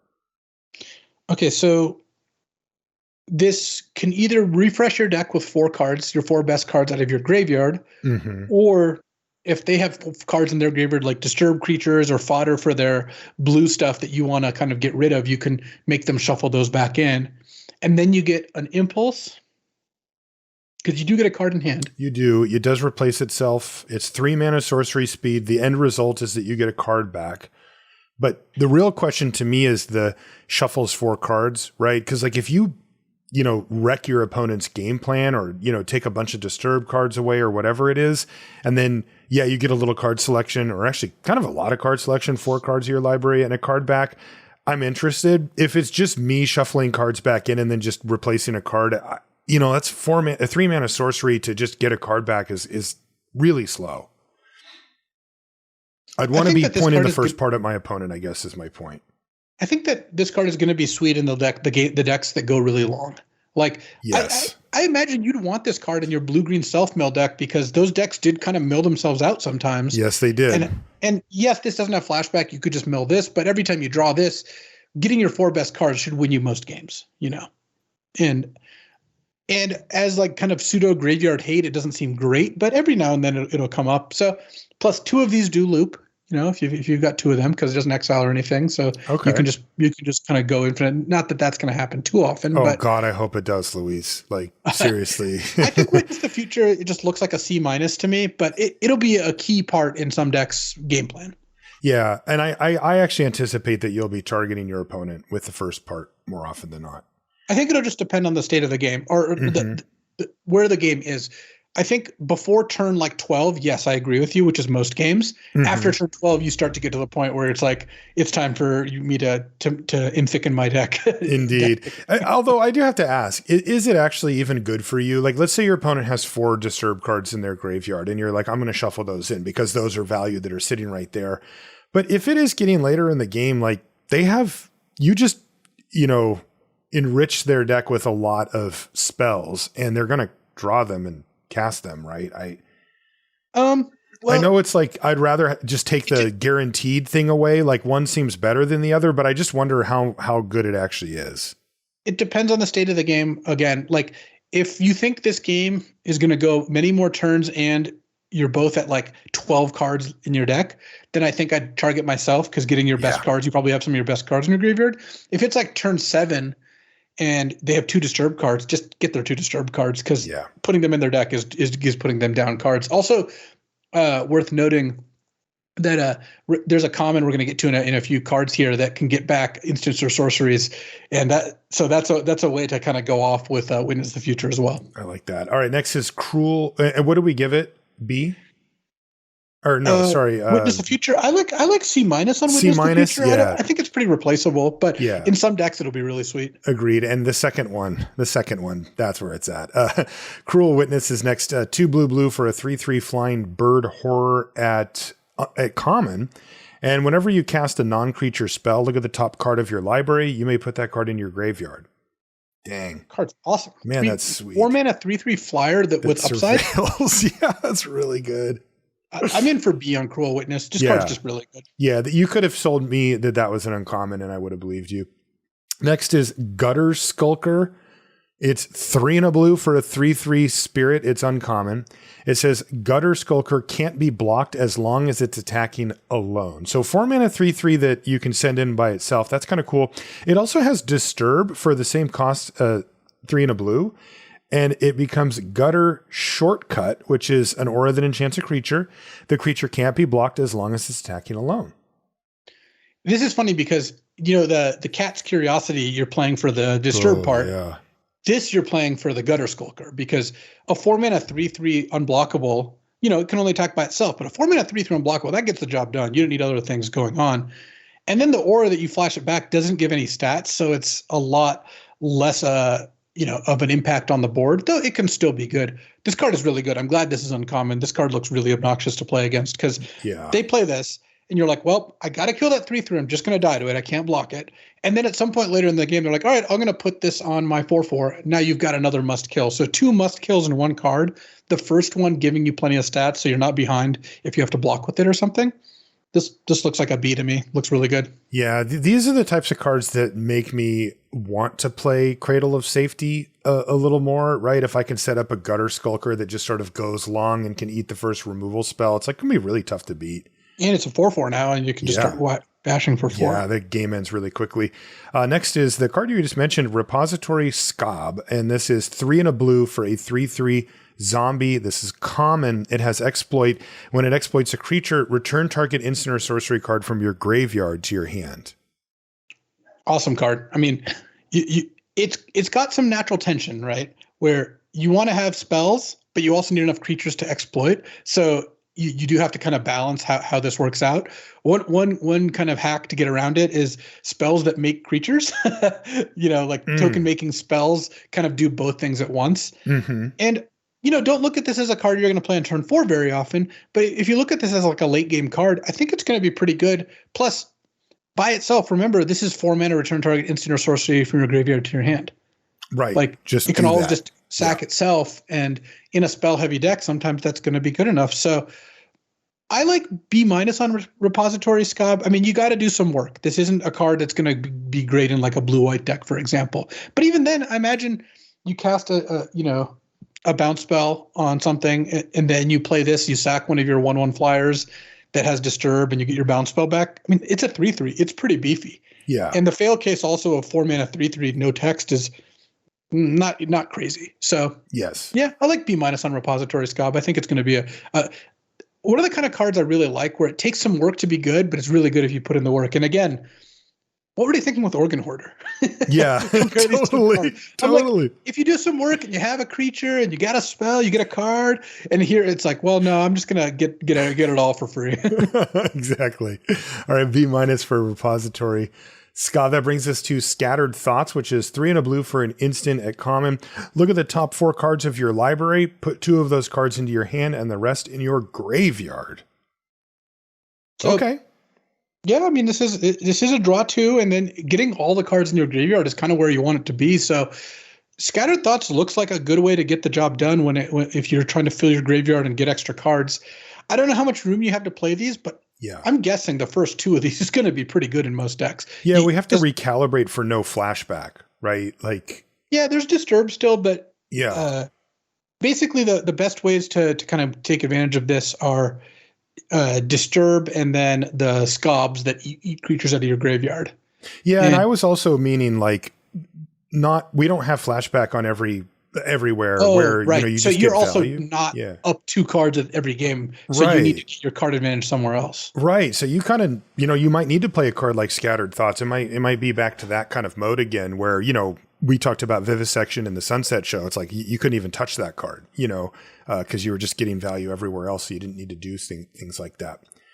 I would go see on Scattered Thoughts. Like I could see and play. Looks fine. Oh, it's definitely going to see play. The question is, how many of these can you afford to take, or do you want? And the answer is not going to be 3 or whatever in your deck. It's 4. Yeah, I agree. It's 4. Right. Yeah. I think we just moved past that for limited, unfortunately. Yeah. But I think some decks will really want it. Imagine a red-blue spells deck that overloaded on cheap removal and interaction. This is a great way to kind of finish the game off, right? Totally. And playing the 2 mana 3/3 and then give you a little time to cast Scattered Thoughts. Yeah, I think the first one will be quite good. So CC plus for Scattered Thoughts. Whispering Wizard is next. It's 3 and a blue for a 3/2 human wizard at uncommon. Whenever you cast a non-creature spell, create a 1/1 white spirit creature token with flying. Wow. This ability only triggers once each turn. Still, that's great. Well, they can only block flyers, though. What? They can block anything. You just seem too excited about the card. I wanted you wanted to take me down a peg? I'm like, come on. Whispering Wizard's great. I mean, it's expensive, so you're not going to make the play of like Wizard plus spell that often. Yeah. But if you play this on 4 and they don't kill it, like you're going to win the game in a couple turns, because most decks that play this are going to make 1 spirit just about every turn. Plus, if you have instants, you can do it each turn cycle, 1 on your turn and 1 on their turn. Yeah. I like B for Whispering Wizard, mainly just because it is a must kill. Like if somebody plays this on 4, like if you have a removal spell, you are using it on Whispering Wizard, because the downside of leaving it on the battlefield is just too high. Yeah. I wouldn't even call it a build around, because yes, you need spells, but it's not going to be hard. I would still play this card with like 7 spells in my deck, for example. If you make 1 flyer, you're already kind of ahead of the game, and your opponent's going to really prioritize killing this. like they don't know how many spells you have in your deck. If you cast this on turn 4, they're going to spend their turn killing it if they can. So I would just give it Whispering Wizard a B. I think it's a great card. Yep, B for Whispering Wizard. Next is Diver Scob. This is 3 blue for a 3/5 uncommon zombie. It has exploit, and when it exploits a creature, target creature's owner puts it on the top or bottom of their library. Fantastic card. I mean, you're getting a 1-for-1 where you sack a creature and they're skipping a draw step or getting having their creature vanish forever, and you also get a 3/5, which is really beefy. Beefy 3/5, yeah. Plus, the creature you sacrificed is probably worth less than a card if you built your exploit deck, kind of correctly. So I would give Diver Scob a B+. I would be really happy putting this in just about any deck, and especially in decks that are really well suited for exploit. Yeah, this is a huge board swing. Like, this will make you sacrifice real creatures. Like, because you're getting a 3/5 plus their board, being drastically reduced. That could buy you a ton of time or even just clear the way for an attack or whatever. So yeah, I like B+ for Diver Scob. Next is Skywarp Scob. This is 3 blue for a 2/5 flying zombie drake at common. I do have a soft spot for 5 mana 2/5 flyers, I can't lie. When it enters the battlefield, you may exile 2 creature cards from your graveyard. If you do, draw a card. Here we go. This is one of the payoffs for filling your graveyard. Yeah. 5 mana 2/5 draw card is really good. Yeah, that's really nice. I mean, that's flying too. Like, it just really locks down the entire board and then draws you a card. Plus, a 2/5 can really start to get the job done if you've stabilized. If only we had ways to get creatures into the graveyard. Just if only we had that. Look, all I'm saying is these Scobs are really powerful, but you need to enable them, and ways to enable them, I think, are going to be worth it. Yep. Yeah, that makes sense.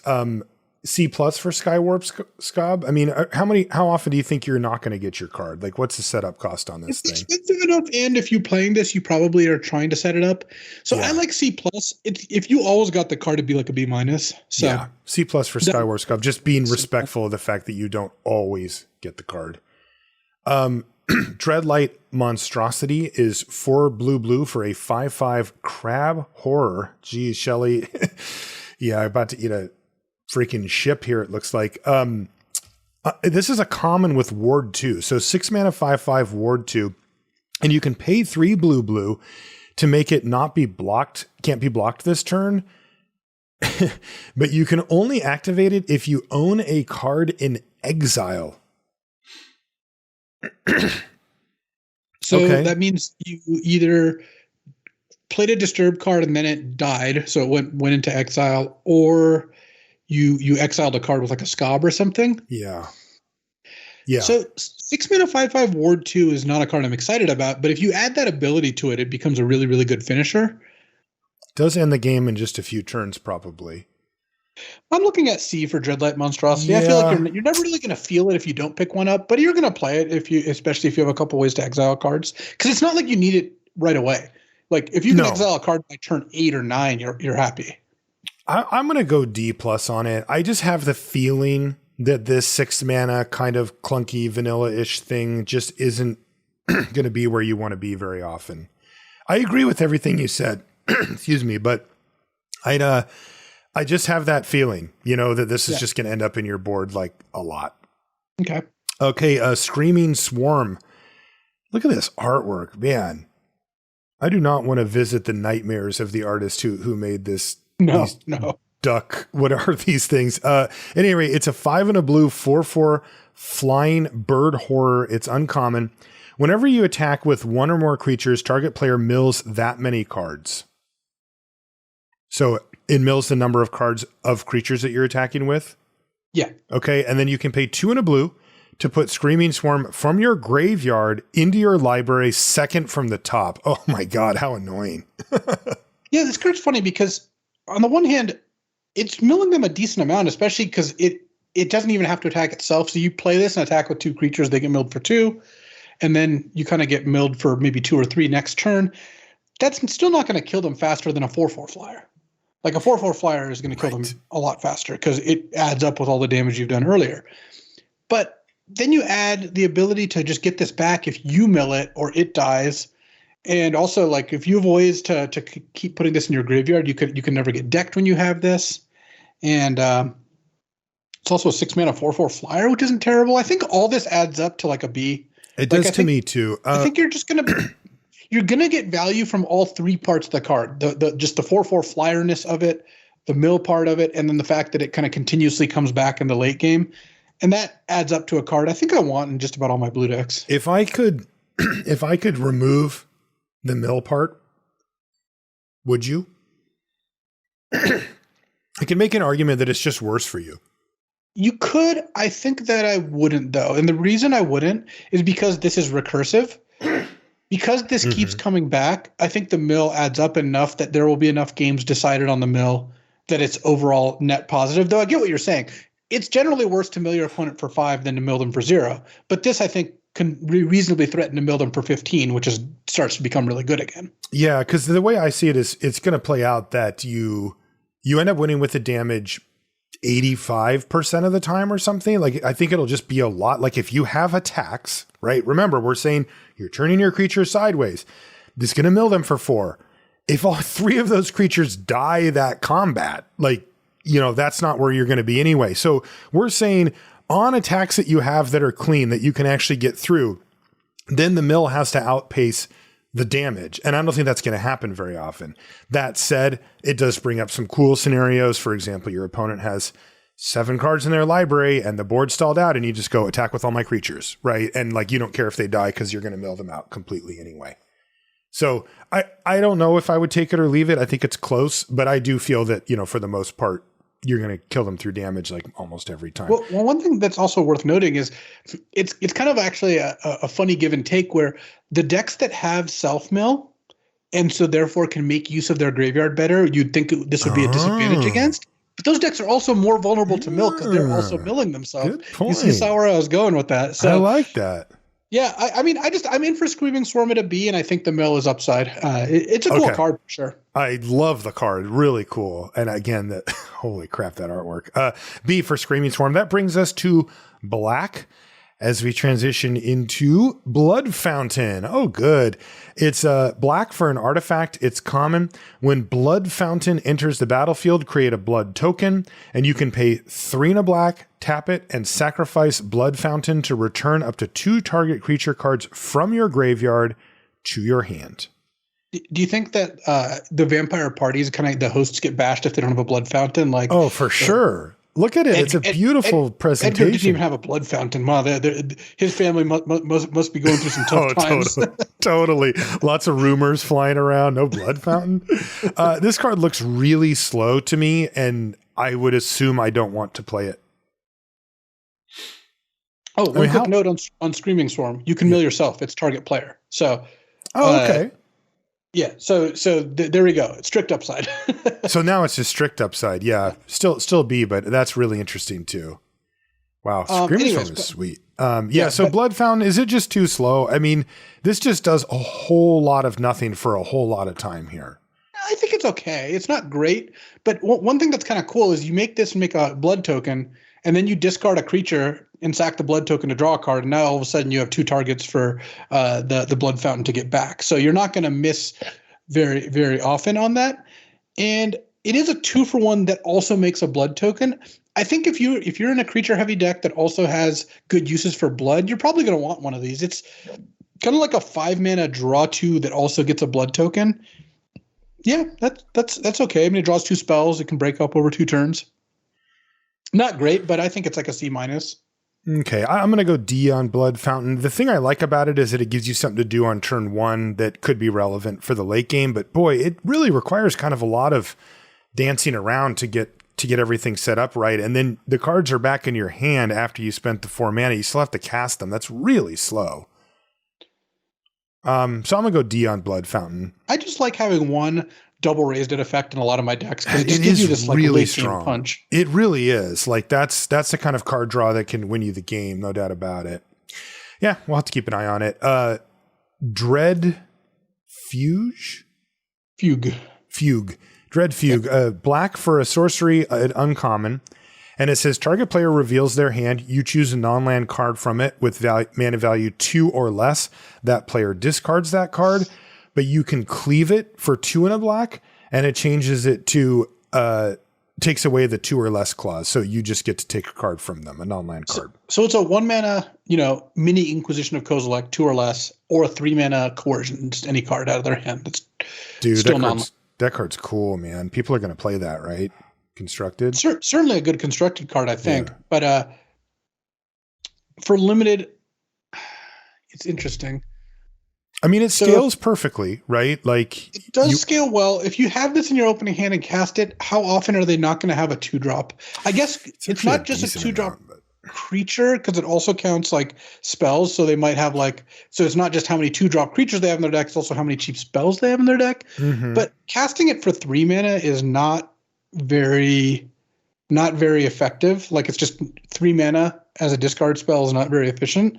And casting it for 1 mana misses enough. I'm kind of scared to play this card. I don't know. Is that wrong? No, I think you're right. I feel like there's going to be too many times that you cast it for 1 and really needed to take their 3-drop, or you see their bomb in their hand and you're like, well, I should have just waited. And then there's too many times. I mean, remember, this still suffers from the hand disruption thing of you wait to cleave it and then they just dump their hand, or you top deck it late in the game and they don't have anything. And, you just sort of inherently get that downside when you play cards like this.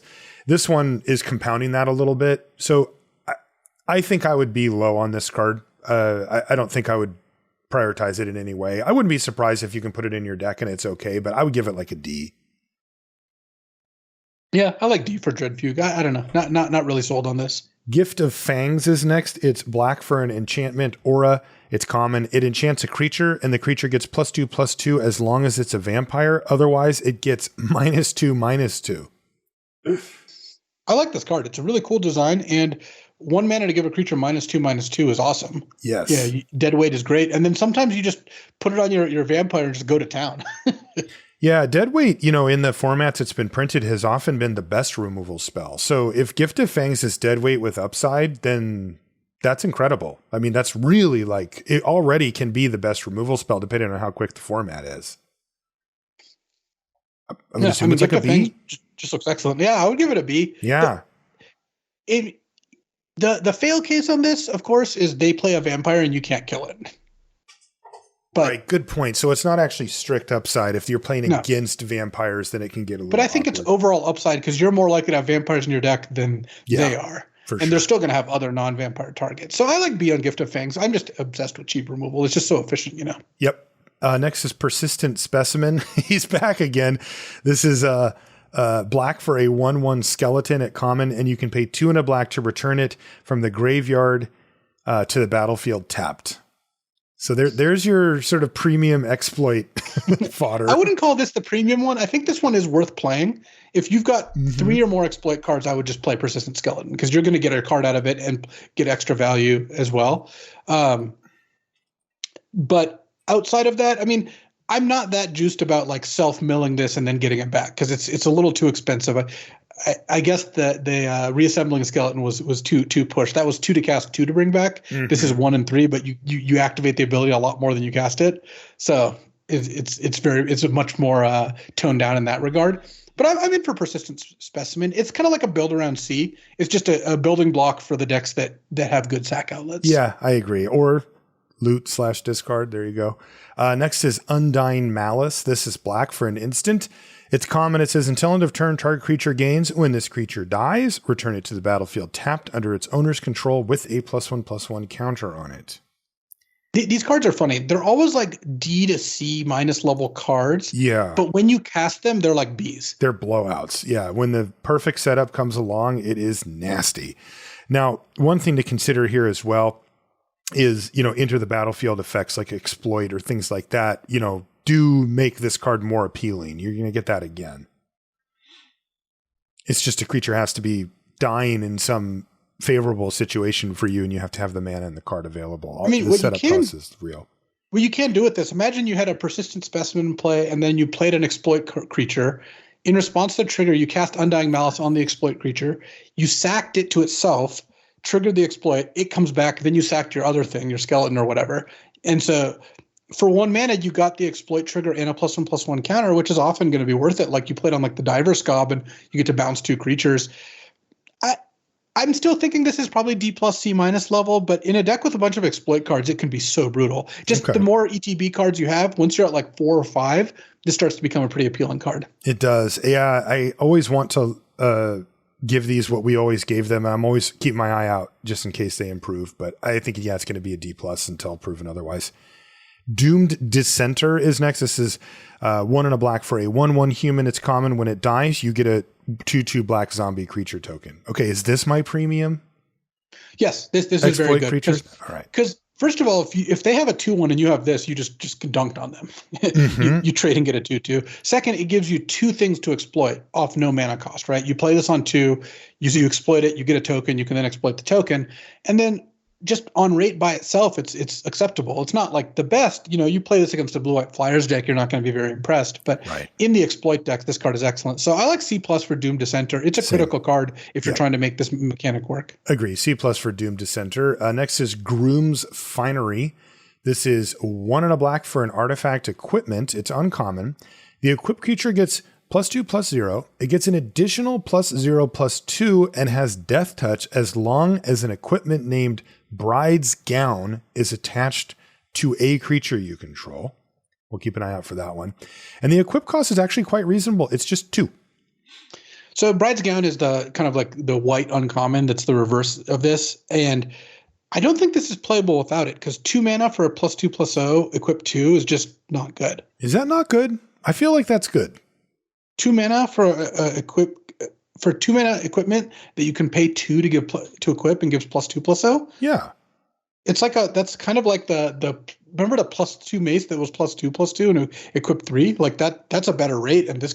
Well, I like equip 2 a lot better. Like this reminds me more of like, what was that battle axe or whatever that stupid thing was called that used to even make it in cube sometime that was equip 1? Bone Splitter. Yeah, but I don't think you're going to end up being very happy playing this. 2 mana to cast, 2 to equip, +2/+0 is just, I don't think those numbers are great. Okay. I felt like they were kind of right at that acceptable limit where you're like, yeah, it's doing what I want. +2/+0 is what I want out of my equipment. Like it upgrades all my random 2/2s into things that have to be traded for. It makes, lifelink better, flying better, blah, blah, blah. I don't know. I don't find it exciting, but I was going to give it like a C-. I think it's going to be like a D. You have it lower. Okay. If you have Bride's Gown, I would probably play both, because at that point the combination is going to be pretty good. But I think that overall, yeah, you're not going to be into this very, very much. Bride's Gown gives also +2/+0, but it gives for equip 2, it's the exact same thing, but it gets +0/+2 and first strike. So if you equip both, it gets +4/+4 first strike and death touch, which is obviously like kind of going off. It's disgusting, yeah. But yeah, no, I think Groom's Finery is a D with a small caveat that I'd probably play both. Okay, I'll say C- for the Finery. I think the aggro decks are interested. Mind Leech Ghoul is next. It's 1 and a black for a 2/2 zombie at common. It has exploit. When it exploits a creature, each opponent exiles a card from their hand. So how do you exploit on turn 2? Like that's tough, right? You play Persistent Specimen on turn 1. Yeah, I guess so. So Mind Leech Ghoul is a card I would not really play for the exploit unless you had tons of fodder, because you really have to be sacking something advantageous, because they get to choose, so they're just going to exile the worst card in their hand. Mm-hmm. It is nice, of course, if you have like the Scob that triggers off every exploit, and it's also a 2 mana creature that you can then sack to a future exploit card. So what this basically is, I think, is like a C- that is going to be good in the really heavy exploit decks because all the pieces are already there. But this isn't a reason to be in those decks. Okay. D+? Yeah, I like D+. It's just not C-, like D+, whatever. Yeah, It's a 2 mana 2/2 still. Yeah, it's still that. And it is a zombie. I don't know if that matters, but Parasitic Grasp is next. It's 1 and a black for an instant. It's uncommon. It has Cleave, 1 black. It says Parasitic Grasp deals 3 damage to target human creature. You gain 3 life. And as you might have imagined, if you cleave it, it's just target creature. Yeah, this card's excellent. So, 1BB I mean, drain something for 3 is insane. Yeah, Essence Extraction or whatever, 3 mana, deal 3, gain 3, even to just creatures is very, very good. And then sometimes you play against humans and just completely, dunk on them. But B+ for Parasitic Grasp. Yep, I love cards like that. They can really change races as well. Ragged Recluse is next. It's 1 and a black for a 2/1 human peasant at common. At the beginning of your end step, if you discarded a card this turn, you transform it. And it becomes Odious Witch, which is a 3/3 that says whenever it attacks, defending player loses 1 life and you gain 1 life. Hey, if you can set that up, that's pretty strong. Yeah, I mean, how do you discard a card though? Yeah, if there only was a way. If you don't have any ways to discard, clearly this card's just bad. It's a 2 mana 2/1 no text. Yeah. On the off chance that they make you discard a card, right? It's also beginning of your end step, so it's not even going to happen very often. Yeah. But when if you have like 2 ways to discard, I'd probably would try playing it. I mean, it flips into a pretty beefy creature, so looks kind of like a D+ to me. But every now and then you'll get there. All right, I agree. Restless Bloodseeker is next. It's 1 and a black for a vampire. It's uncommon. It's a 1/3, and at the beginning of your end step, if you gained life this turn, create a blood token. And you can sacrifice 2 blood tokens to transform Restless Bloodseeker at sorcery speed only. And it becomes Blood-Soaked Reveler. Oh boy, the party's on. Which is a 3/3 vampire. At the beginning of your end step, if you gain life this turn, create a blood token. So it retains that. And then it also has 4 and a black. Each opponent loses 2 life and you gain 2 life. Yeah, Restless Bloodseeker is great. Mm-hmm. 2 mana 1/3 that... we'll make blood tokens off not that much difficulty if you're doing the thing, and it turns into a 3/3 that kind of self-fuels and is just a good way to end the game, just kind of draining them out. You can't play this card unless you have a little ways to enable it, of course, but when you do, I think Blood-Soaked Reveler is going to end up being a card you want in your black-white deck, like a build around B.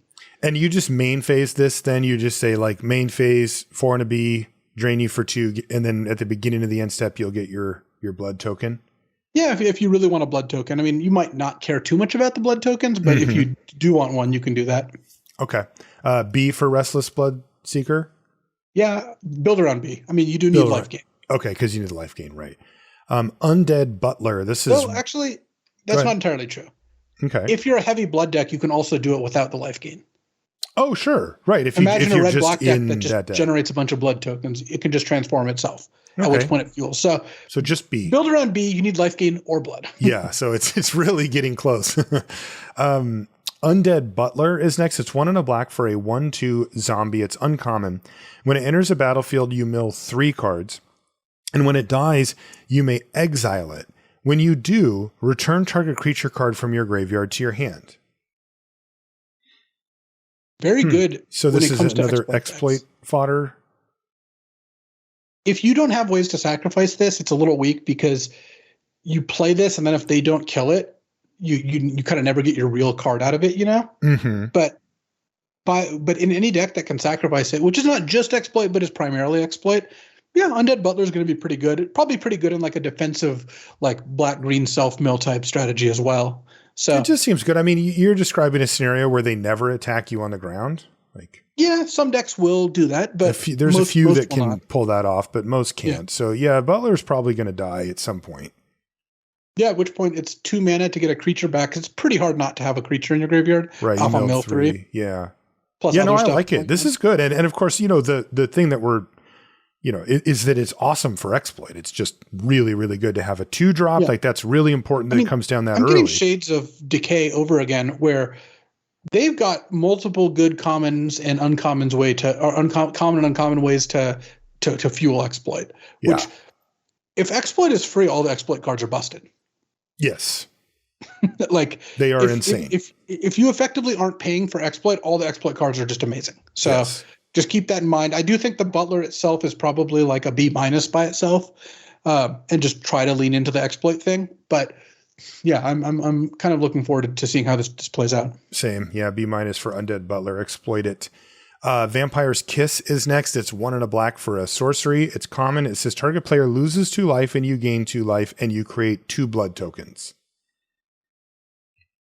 You have to be going pretty deep on blood before this card's good, because you're you get a drain for 2 and then a slow method of rummaging. You're down a card no matter what. But if those blood tokens are really good, or you care about the life gain, there's some nice overlap between the blood decks and the life gain decks. It looks like. I think I would want both.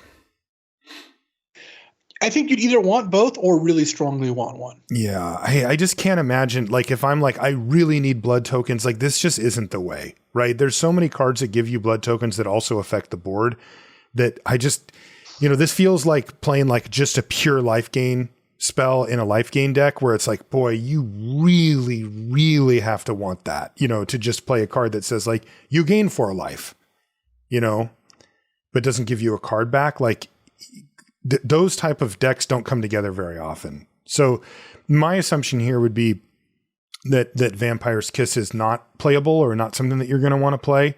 Like that you'll need them so bad that you probably just shouldn't be, like, your deck kind of failed if you have to play a Vampire's Kiss. So I would give it an F. I think you're not going to end up playing it. I think it's a little better than that. I think it's like a D. Okay. I just don't think you can throw away cards like this. Like, it just, Limited doesn't work that way very often. There's a few times where it does, but it's rare. Next is Aim for the Head. Looks like that worked out according to the artwork. 2 and a black for a sorcery at common. Choose one. Exile target zombie or target opponent exiles 2 cards from their hand. So you get Mind Rot, but even better because it exiles, so they can't get any value from the graveyard. And if they happen to be playing black, you can just nug one of their zombies. Yeah, does this bump this into main deckable? That's the question. You can main deck this. I don't know how good it is to main deck, but I think it's probably like a C level main deck card. If maybe C minus. Like if they're not playing zombies, the card is not spectacular, but we'll have to kind of see how Mind Rots play out. My initial grade for Aim for the Head is going to be a C minus, though. C minus for me, too. Archghoul of Thraben is next. This is 2 and a black for a 3/2 zombie cleric at uncommon. Whenever Archghoul of Thraben or another zombie you control dies, look at the top card of your library. If it's a zombie card, you may reveal it and put it in your hand. If you don't put it in your hand, you may put it into your graveyard. So you get to surveil, but if it's a zombie, you get to draw the card? Yeah, it's a 3-mana 3/2. Not terrible, especially in that seems decks totally that are like fine. Churning through zombies and whatnot. It's not like it's a major theme, but the blue-black decks will probably get some decent triggers out of this. And if you draw a card 1 out of every 5 times or 6 times, that's still a free card. Yeah. You're probably closer to 1 every 6 or 7 times. Yeah, and that's fine though, right? You're just like, you can dump some value in the yard or get rid of some lands or whatever. That seems totally fine. Yeah, I like C plus for Archghoul of Thraben. C plus seems good. Next is Catapult Fodder. This is 2 and a black for a 1/5 zombie at uncommon. At the beginning of combat on your turn, if you control 3 or more creatures that each have toughness greater than their power, you transform Catapult Fodder, and it transforms into Catapult Captain, which is a 2/6 zombie that has the activated ability 2 and a black, tap it, and sacrifice another creature. Target opponent loses life equal to the sacrificed creature's toughness. I wish you could sack it, but whatever. That's pretty cool. I'm kind of skeptical that this toughness deck's going to be good. Yeah, this does seem like a stretch for sure. But what do you think about 3 mana 1/5? 3 mana 1/5, that is a pretty potent late game threat. Like if you play this and then your opponent doesn't kill it and you can start playing like a 3/4 or like a 1/2, all of a sudden you flip and then you start throwing creatures at them, they'll die pretty quickly. Yeah, and it does become a 2/6 and a 1/5 is a good ground blocker. It'll soak up a bunch of damage at least. I don't know. This seems, I kind of like am along the same lines as you, where this feels like a lot of setup costs and not some devastating payoff, but it's not asking that much from you just to be on the battlefield. Even if it never flips, it's not like a disaster as a 1/5 for 3. It's just like a bit below par. I would probably say Catapult Fodder is like a C. It's probably like just okay, and occasionally you get to flip it and do cool things. Yeah, I think that sounds right. Courier Bat is next. Nice. It's carrying that's cool. 2 and a black for a 2/2 flying bat at common. When Courier Bat enters the battlefield, if you gain life this turn, return up to 1 target creature card from your graveyard to your hand. Wow. Yeah, it's a little Windrake that late in the game can can get you some value there. It seems like the life gain deck is pretty well supported. Yeah, certainly the payoffs are there. Is the ability to gain life when you want to there? That's the question. Because that turns this into a nice little 2-for-1. Yeah, I like C+ on Courier Bat. I think you don't need that many ways to make this work, because a 3-mana 2/2 is a decent fail case, and then if you have a couple ways, you'll just wait on them and then play it later. It's not like you need to commit to it right away. Especially keep in mind situations where the bat can't attack anyway. Your opponent has a 2/3 flyer or whatever. You can just hold on to it and try to get some value from it later in the game. Next is Desperate Farmer. Oh no.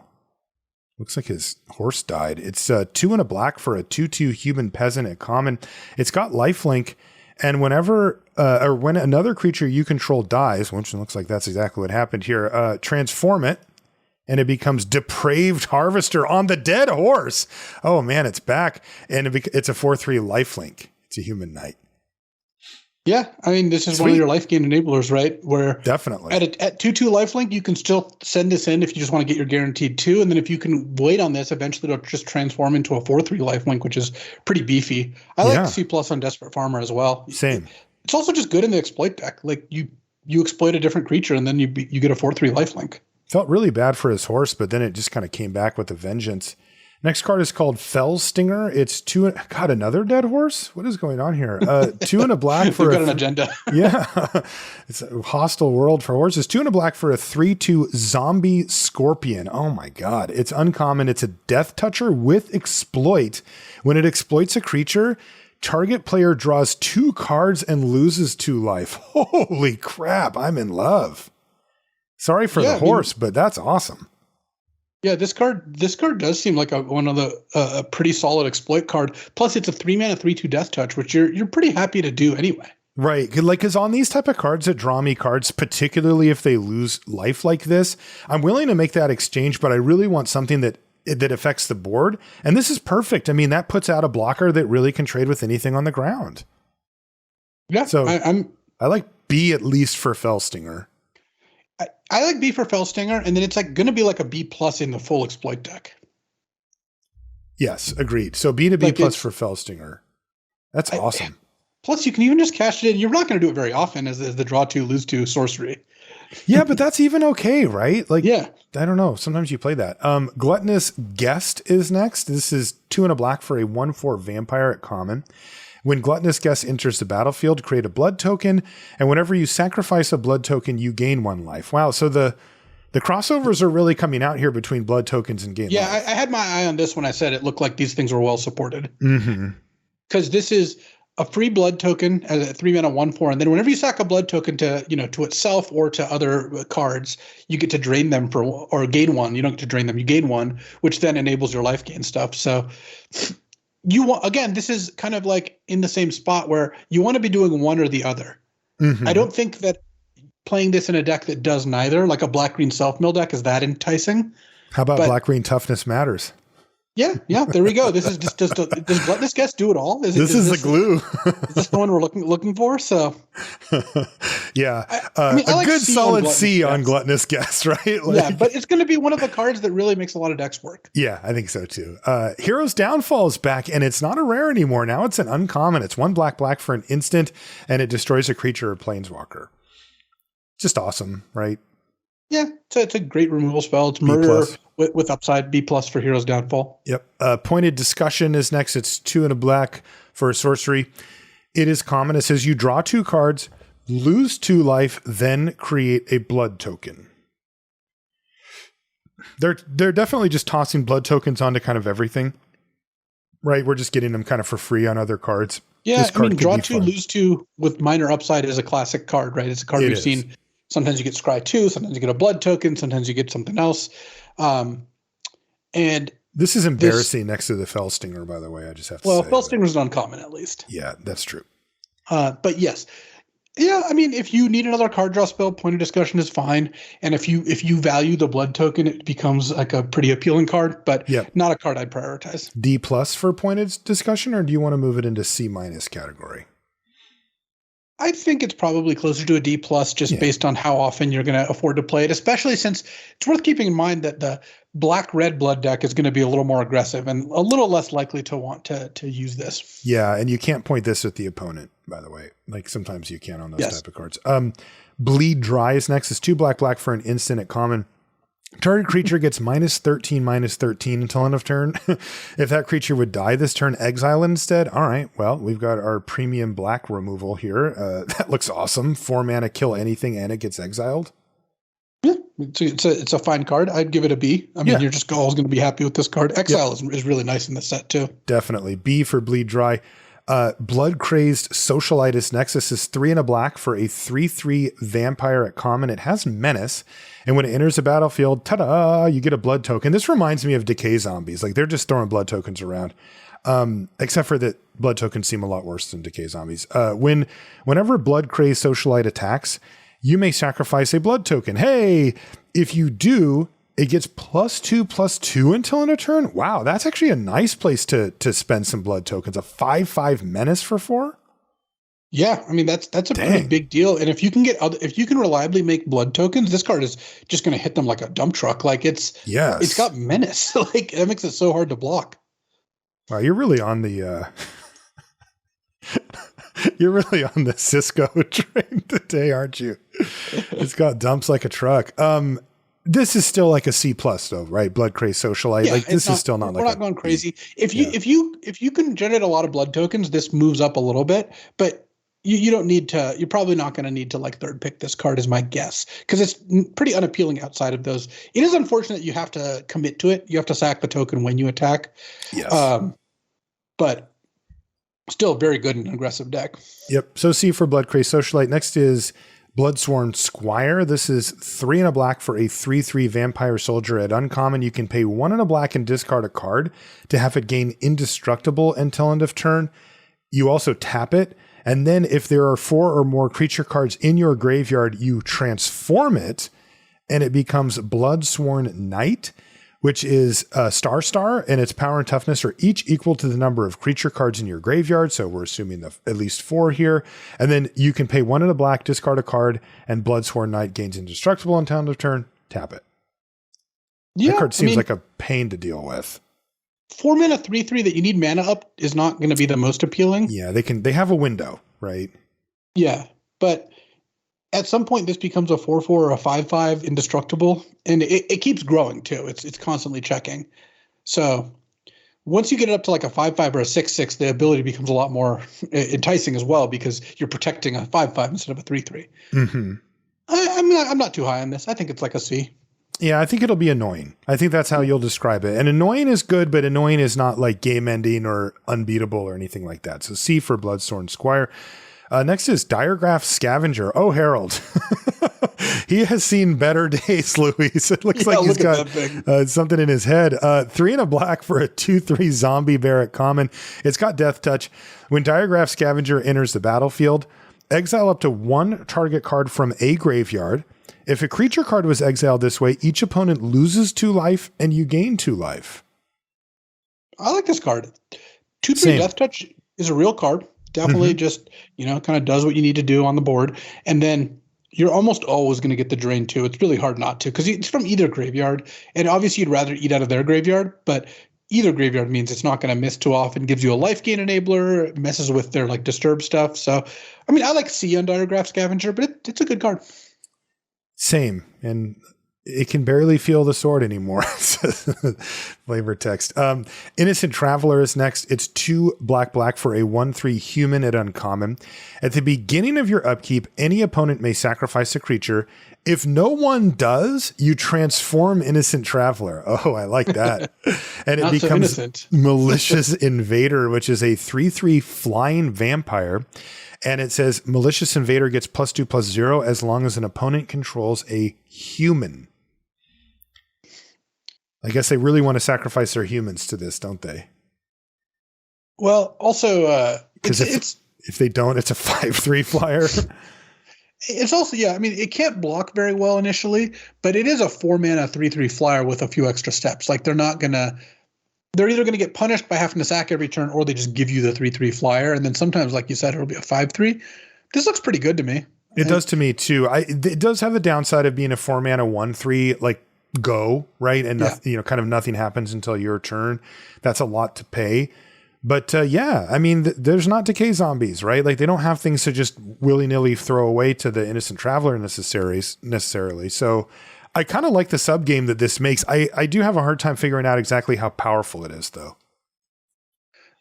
My guess is it's going to play out a little worse than it looks. Yeah, because giving your opponent that much choice, right? Sometimes you'll play this on turn 4. It'll effectively be a 3/3 flyer, right? They're just not going to sack their 3-drop to it. Mm-hmm. But in those cases, they can still kill it sometimes. It doesn't block the first turn, whatever. But the fail cases is sometimes you'll play this on turn 6 or 7. It can't block, and then they're just going to sack something crappy to it, and how many turns can you wait before this becomes too much of a liability? Yeah. So I think it's a C+. I would put it in my deck, but I'm not. This is very, very much worse than a 4-mana 3/3 flyer. Right, which, by the way, we have in this set at common, right? Yes. So, let's not forget that. Next is Skulking Killer. This is 3 and a black for a 4/2 vampire assassin. This one's also uncommon. When Skulking Killer enters the battlefield, target creature an opponent control gets -2/-2 until end of turn if that opponent controls no other creatures. It's a powerful card. It's kind of hard to make this work because in limited, you often have multiple creatures in play. And -2/-2, it's not like it just kills anything. Sometimes they'll just have a 5/5 in play and it won't work. And this doesn't have flash or anything like that either, so you can't combo it with combat. What you can do is end of turn, kill your creature, untap, play this, right, if they have 2 creatures in play.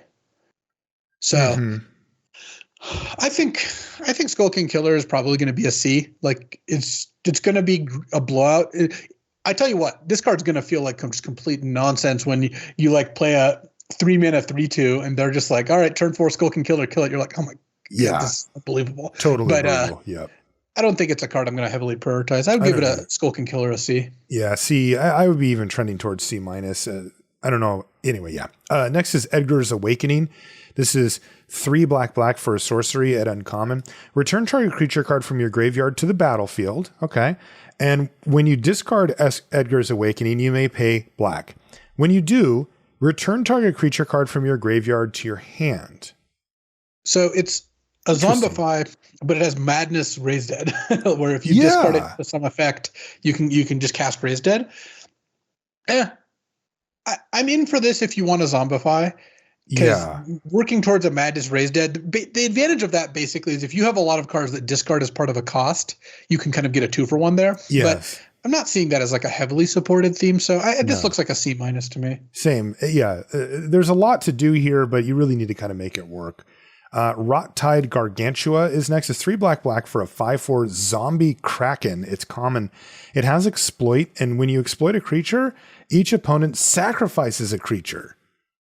Cool. There we go. I mean, this is a big common exploit creature that's going to do some work where you play this and sack your Doomsayer. You get a 5/4 for 5. You turn your 1/1 into a 2/2, and they have to sack their worst creature. Pretty big. That's pretty big. And at common as well, you're going to see these things. I like it at C still, maybe a C+ for Rot-Tide Gargantua. I would give it a C+, and I think in the turbo exploit deck that is going to come together more often than not, it's trending towards B-. Yes. I mean, you are taking advantage of asymmetry, right? You have creatures that you put in your deck specifically to sacrifice. Your opponent doesn't necessarily have that. I mean, imagine your opponent plays this on turn 5, sacks a crappy 1/1 or 2/2 with a death trigger, and you have to sack a 3/3. Right. Pretty bad deal for you. All day. Yeah. And it's a 5/4, which is reasonable. So trending upwards for Rot-Tide Gargantua. Next is Unhallowed Phalanx. This is 4 and a black for a 1/13. This is the one you mentioned. It's a common zombie soldier and it enters the battlefield tapped. Is there any reason to play this if you're not taking advantage of the toughness? You have to be doing the Catapult Squad, Tree Folk toughness deck. So it's kind of like a build around C, where if you do that, this is what you're kind of going for, but you shouldn't play it. If it didn't enter the battlefield tapped, I could see it because it'd be like, all right, this locks up the ground, something fierce. But a turn delay on blocking is pretty brutal. So I'm not in for Unhallowed Phalanx outside of the toughness deck. It's so brutal that Bleed Dry still kills it too. Yes. Toughness. Next is Wedding Security. This is 3 black for a 4/4 vampire soldier. It's uncommon. Whenever Wedding Security attacks, you may sacrifice a blood token. If you do, put a +1/+1 counter on Wedding Security and draw a card. Hello. Nice. This is a good way to use up that blood because you attack as a 5/5 and you drew a card. Even if you trade off, you're happy enough, and often it will survive its combat. It'll be a 5/5. That's right, and you'll have all your mana available too. So if you have any instant speed way to interact, you could blow up a double block or something. Yeah, this seems sweet. If I'm in the blood deck, I want Wedding Security. This seems like a good payoff for it.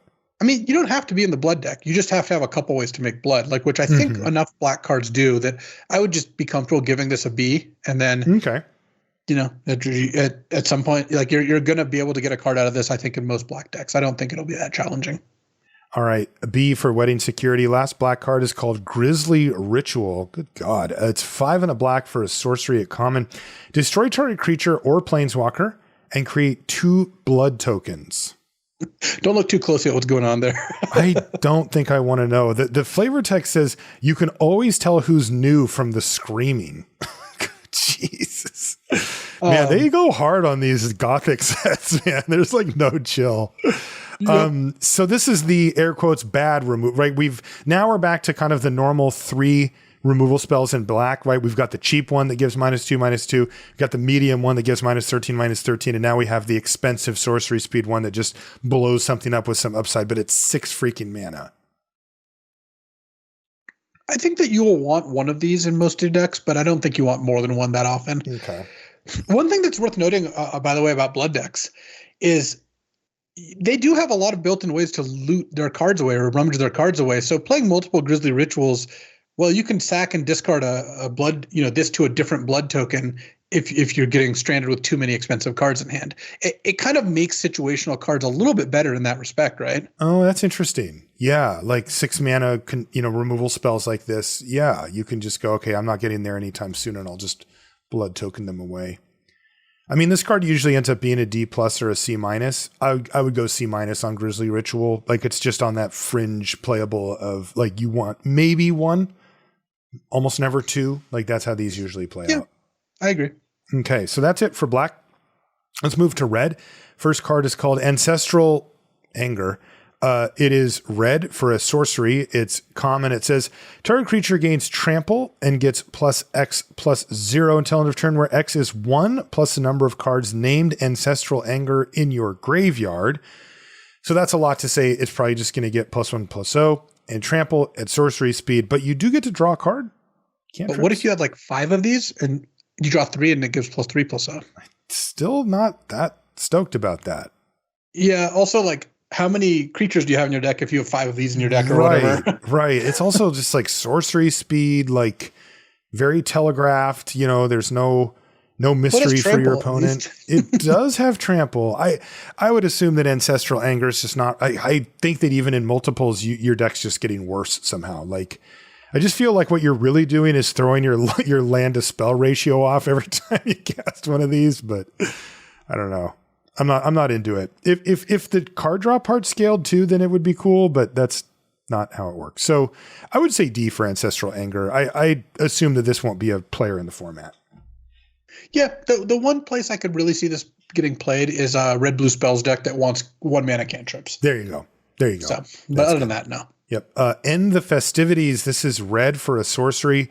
At common, it says end the Festivities, deals 1 damage to each opponent and each creature and planeswalker they control. We're getting the whole story of the wedding. These are Have you seen a pop star Never Stop Never Stoppin'? No, I have no idea what you're talking about. You have deprived yourself. It's a Lonely Island movie. It's really good. If you've seen it, you understand what scene this card refers to. Okay. It's really good. All right. I was thinking more Game of Thrones here, but whatever. Consider that my movie recommendation for the day. In any case, this is a sideboard card. It's like a sideboard C. Like, you're just not going to put it in your main deck, but against decks that are vulnerable to it, which won't be very often, it'll be good. Yep. Flame Blessed Bolt is next. It's red for an instant at common. It says it does 2 damage to target creature or planeswalker. If that creature or planeswalker would die this turn, exile it instead. Great. I'm in for a shock. It's 2021. They can still make different shocks because Pillar of Flame is a sorcery, but it can hit the opponent. This is now an instant. Can't hit the opponent. Still got it. They'll never end. Flame Blast Bolt is great. I mean, this is clearly like a B-. It's funny because as limited formats have gotten faster overall, not necessarily at the game's end, but just that you just need to get on the board faster. 1-mana shocks have really gone up in value to where like we're giving them closer to B level grades, because I just think that when you have 2 of these in your deck, you're so much less vulnerable to just getting curved out on. And the fact that it exiled is pretty nice in the set. So I like a B- for Flame Blessed Bolt. Also, by the way, you can really mess up exploit cards. Imagine they play the Scorpion, the 3/2. Mm-hmm. In response to the exploit trigger, you can just cast this, kill the Scorpion, and then they can't exploit. Like they get no effect out of sacrificing a creature. It has to be in play when the exploit ability resolves, because it says when this exploits a creature. That's gross. So keep in mind that instant speed removal can mess up exploit pretty nicely. Yeah, and then you also can, of course, tack this onto combat damage or whatever to get a card exiled if you need to. So B- for Flame Blessed Bolt. Next is Voldaren Epicure. This is red for a 1/1 vampire. It is common. When it enters the battlefield, it deals 1 damage to each opponent, and you make a blood token. You have to be going really hard on blood for this to be good, because we're not in Midnight Hunt where dealing 1 damage to the opponent is that intrinsically valuable. Right. Not that it actually ended up being that good there either, but yeah, I'm going to give Voldaren Epicure probably a D. Like you really have to be going deep on blood for this to be worth it. Yeah. And maybe there's an exploit sub theme with your red-black deck or something, because this doesn't add up otherwise. It's just a 1/1. A Braid is back. Wow. It's common. It's 1 and a red for an instant, and it does 3 damage to target creature, or it destroys an artifact. B for a Braid, just a good efficient removal spell. Awesome. You're going to be playing a lot of those. Blood Petal Celebrant is next. It is 1 and a red for a 2/1 vampire at common. When Blood Petal Celebrant has first strike, as long as it's attacking, and when it dies, you create a blood token. Nice. Yeah. I really like the first strike while attacking tech. It definitely plays very nicely. And the fact that this dies into a blood token is just like you're pretty happy trading this off even on defense. So I like a C+ for Blood Petal Celebrant. Just a good little creature. Nice little 2-drop. Hungry Ridge Wolf is next. It's 1 and a red for a 2/2 wolf at common. As long as you control another wolf or werewolf, it gets +1/+0 and has trample. All right. So 3/2 trample is pretty good for 2 mana in a dedicated werewolf deck. This is a C. Just don't play it unless you have other wolves and werewolves to kind of pump it up. But 2 mana 2/2 is generally not good enough. It's not good enough anymore. Kessig Flame Breather is next. It's 1 and a red for a 1/3 human shaman at common. Whenever you cast a non-creature spell, it deals 1 damage to each opponent. I like cards like this generally, but they have suffered a little bit of late. So this is like a blue-red spells payoff, right? Yeah, the problem I have with this is it doesn't do quite enough damage to really kill them by itself. Mm-hmm. It's just okay at defense. I've gone way down. I know you have as well on like 1/3 defender type creatures, because creatures just. I mean, look at the last card. It was a 3/2 trample for 2. Yes, like it just laughs at it. They just punch so hard now, and you don't want like tons of these because you want a lot of spells. It just doesn't end up working out in the way that you want. Like Delver of Secrets is maybe more on that line because that can actually kill them by itself. Right. This just can't kill them by itself and doesn't make that much progress if you're like a controlling deck. So I think D for Cussing Flame Breather. I'm just not that high on these. Right. One way to think about it is how many spells do you have in your deck? Right. I mean, if you have 4 or 5, like that's the most extra damage that the Flame Breather can do if you have it on turn 2 and draw all your spells. Like that's just not a very high ceiling. Magma Pummeler is next. It's red X for a 0/0 elemental at uncommon. It enters the battlefield with X +1/+1 counters on it. But that's bad. Like, make no mistake, right? You're paying 4 mana for a 2/2 or whatever. So it better have something good. It says if damage would be dealt to Magma Pummeler while it has a +1/+1 counter on it, prevent that damage and remove that many +1/+1 counters from it. When 1 or more counters are removed from Magma Pummeler this way, it deals that much damage to any target. So if I play it for 4, it's a 2/2. I block a 3/3. The damage gets prevented. I remove a counter, and then I do 1 more damage to the creature and kill it. No.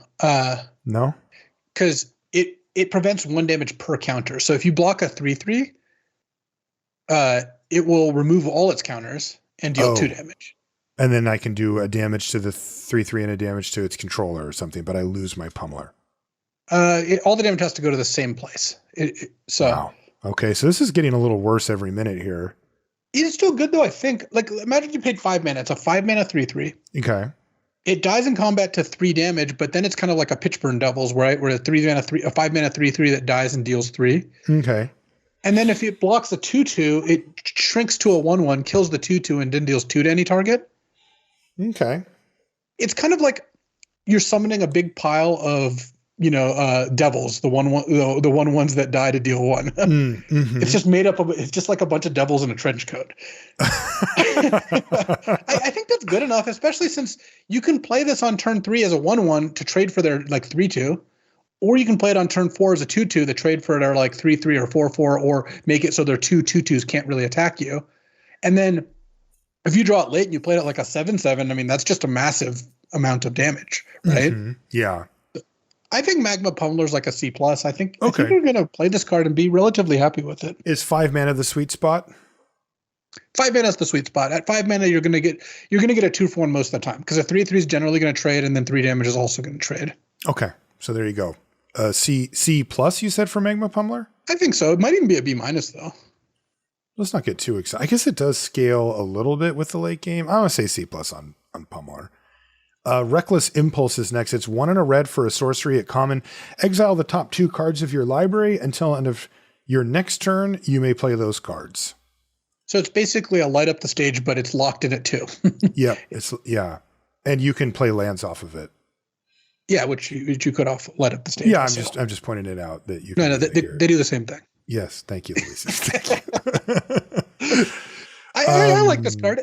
Don't play it on turn 2, and probably don't even play it on turn 3, but like on turn 5 in an aggressive deck, playing this, then playing a land and playing whatever other spell you got is pretty good. And if you hit 2 lands, then wow, you would have drawn 2 lands. That's not that impressive anyway. So yeah, and you can just play them. Yeah. So okay. I think that Reckless Impulse is good. I think it's a C+. I think you'll be happy playing this card. This isn't that far off of Divination, right? No, it's not. I mean, it has some advantages over it, even, dare I say. C+ for Reckless Impulse. Next is Runebound Wolf. This is 1 and a black for a 2/2 wolf. It's uncommon. It has activated ability 3 and a red, and tap it to have it deal damage equal to the number of wolves and werewolves you control to target opponent. Gonna say no on this. I mean, obviously, if you're in like the full build around, then I guess that turns around, and you can just sort of sit there with your 3 or 4 wolves and just shield up and just start tapping this thing. But I don't know, 4 mana tap it is a lot. Like that's just a lot. I just look at it as a 2 mana 2/2 with upside of late in the game having this deal 2 damage. I mean, you still feel pretty bad about that, right? You're at 9 life. Your opponent has this in play in their red-green deck, and you're like, wow, if I don't get a move on here, this is just going to eat me alive. It's true. The cost you're paying is that it is just a 2 mana 2/2 until that becomes relevant, which is a cost you're paying. But you're right. That's not horrendous, and it is a relevant creature type to itself and to other cards in the set. So C? I mean, I'm still not that excited about it. I think I would just give it a C. Yeah, okay. So C for Runebound Wolf. Next is Sanguine Statuette. I would say a C+ in a really heavy wolf deck. If you're like you could build around to make it better. Yeah. Agreed. Sanguine Statuette is next. It is 1 and a red for an artifact and uncommon. When it enters a battlefield, you make a blood token. And whenever you sacrifice a blood token, you may have the statuette become a 3/3 vampire artifact creature with haste until end of turn. Oh, okay. So I guess this is yet another blood payoff, and you can do this whenever, right? Like you can fire it up even on defense if you need to. Yeah. Okay. I'm a little tilted. It doesn't work with the Blood Crazed Socialite, the 3/3 menace, because that's after it attacks, you sack the blood token. Oh, you can't get both going? Because I'm looking for ways to use this in a deck that doesn't require spending mana to sack the blood tokens. Because that makes the deck a lot, I think, more effective. But even if it's just a 1 mana activation, if you make a lot of blood tokens, this is good. If you don't, this is quite bad. So I'm thinking this looks like a Yeah, this looks like kind of like a build around like C plus, where Yeah, like that's it's kind of going to where be I'm a at. role player in a blood deck and kind of bad outside of a blood deck. Yeah, I like build around C plus for Sanguine Statuette. Next is Sure Strike, 1 and a red. For an instant, it's common. Target creature gets +3/+0 and gains first strike until end of turn. This usually lets you win about any combat situation. Yeah, offense or defense. Right. So, it plays out a lot similarly to creature gets +3/+3 until end of turn. And it's usually a very playable combat trick. This to me is like a C-. Like Sure Strike is the type of card that if you're in the market for a combat trick, this will do the things that you want to do. Yep.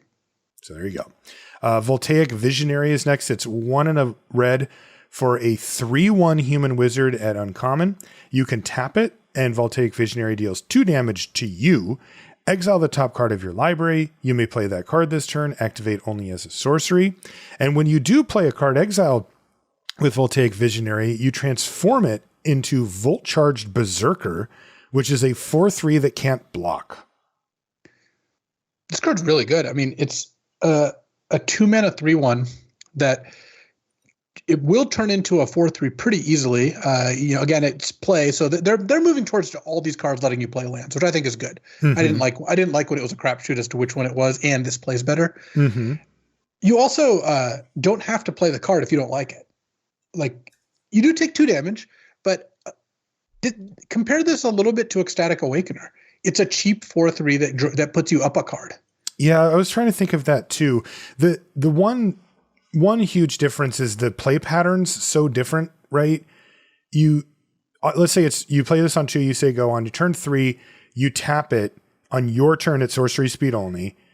You, let's say, play a land off of it and you transform it and you have a tapped 4/3. So you can't get an attack in that turn with it.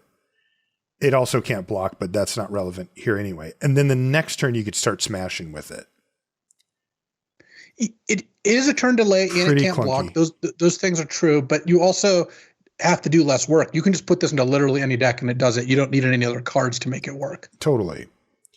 How do we feel about that play pattern though, like just on its own? I think taking 2 turns off from having your creature basically, and then you get to start smashing with the 4/3 after that, and you get a card out of it. It's not really 2 turns, right? It's like you play this turn 2, turn 3, you try to flip it, and then next turn you get to attack with it.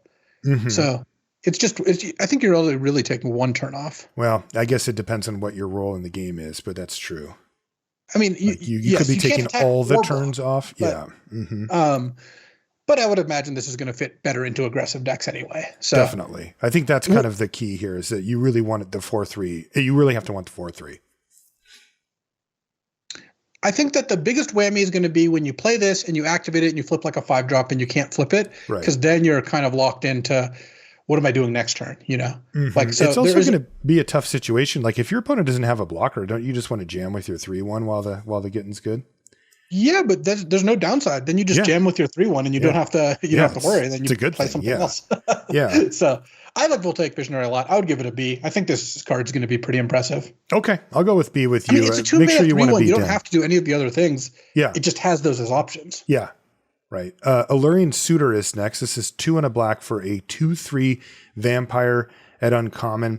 When you attack with exactly 2 creatures, transform it, and it becomes Deadly Dancer, which is a 3/3 trample vampire that says when this creature transforms into Deadly Dancer, add red.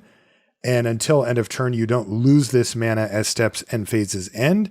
And you can also pay red to have Deadly Dancer and another target creature each get +1/+0 until end of turn. This card's really strong. Wow, that's really great. I mean, if you curve a 2-drop into this on turn 3, like you just get to attack and have 6 mana on turn 4 as well as a 3/3 trample. Yeah, and that mana can be spent right away just to make this thing bigger and the other creature bigger. Like, wow. This looks like a B+ to me, honestly. Yeah, same. That looks really good, especially for the Look, sometimes cheap it's not cost. going to work out. You're not going to have another creature. You're not going to have good attacks. But you got to look at all the different situations. And when this works, there's going to be some games this kind of ends it on turn 4, because on turn 4, you attack with this in like a 2/2. Let's say they trade off for this even. That's best case because they have a good, like a 3-power creature. And then you play like a 5-drop or a 6-drop or 2 3-drops. Yeah, that's insane. All right. Yeah. B plus for Alluring Suitor. Next is Belligerent Guest. This is 2 and a red for a 3/2 vampire at common. It's got trample. And whenever Belligerent Guest deals combat damage to a player, you get a blood token. This is why you don't have an open blood bar at the wedding. Exactly. There's always one, right? Yeah, there's always one. This card seems sweet, though. 3/2 trample for 3 that can get you a thing. Little upside. The downside of 3/2s is usually the trade for 2/2s, but you get a blood token when that happens. Yeah. You know, assuming you attack into them. I would give it a C. You'll play this in your blood decks. Yep. C for Belligerent Guest. Blood Hypnotist is 2 and a red for a 3/3 vampire at uncommon. Blood Hypnotist can't block. Okay, that sucks. Whenever you sacrifice 1 or more blood tokens, target creature can't block this turn. This ability triggers only once each turn. I'm scared of what this would have been like if it triggered multiple times. I do think the card's still quite strong in a blood deck, just because a 3-mana 3/3 can't block in an aggro deck is already fine. You're interested in that, but the fact that this can take out blockers is really sick. Like, you're going to end up just making it really hard for your opponent to kind of mount a defense here if you can really pressure them. So I like B for Blood Hypnotist, but just don't play it outside of aggro decks. Yeah, B for Blood Hypnotist, particularly in the blood deck, of course. Bloody Betrayal is next. This is 2 and a red for a sorcery at common. Gain control of target creature until end of turn. Untap that creature. It gains haste until end of turn, and you get a blood token. Yeah, so it's threatened with a blood token. Yeah. If you're in red-black, exploit creatures are a good way to line this up. The thing is, there's not that many cheap ones, so you're going to have to kind of pick your spots there. I'm not buying that in a blood deck.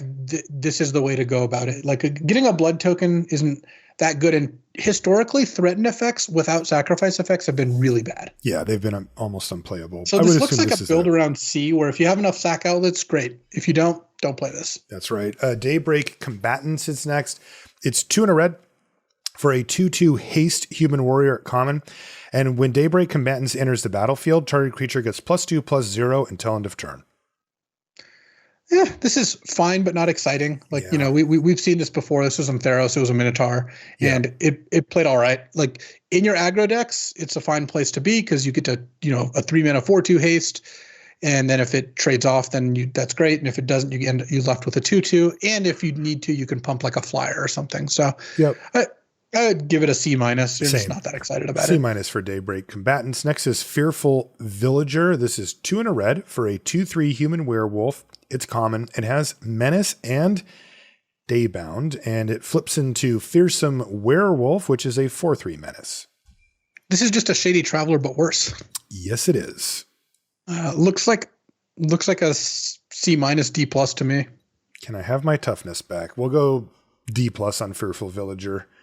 Next is Honeymoon Hearse. It's 2 and a red for a 5/5 vehicle at uncommon. It's got trample, and to crew it, you tap 2 untapped creatures you control, and it becomes an artifact creature until end of turn. Why doesn't it say crew on it? I don't know, because it's using a different template of just 2 creatures. It doesn't care how big they are. I see. So anyway, but it needs a bride and a groom, apparently. Is that the joke here? Okay. 5/5 trample for 3, tap 2 creatures. That hits actually quite hard. Yeah, I like this in a creature heavy deck. Yeah, I do too. Because also with vehicles, what's nice is you play this, then next turn you play something, and you kind of get to tap it when you wouldn't have been able to attack with it anyway. So it's not like you're down that many attackers. You're probably still down 1. I would give it a C, not C+ in an aggro deck. I think your opponent's gonna be pretty scared of it. I think so too, especially if you're committed to the curve out.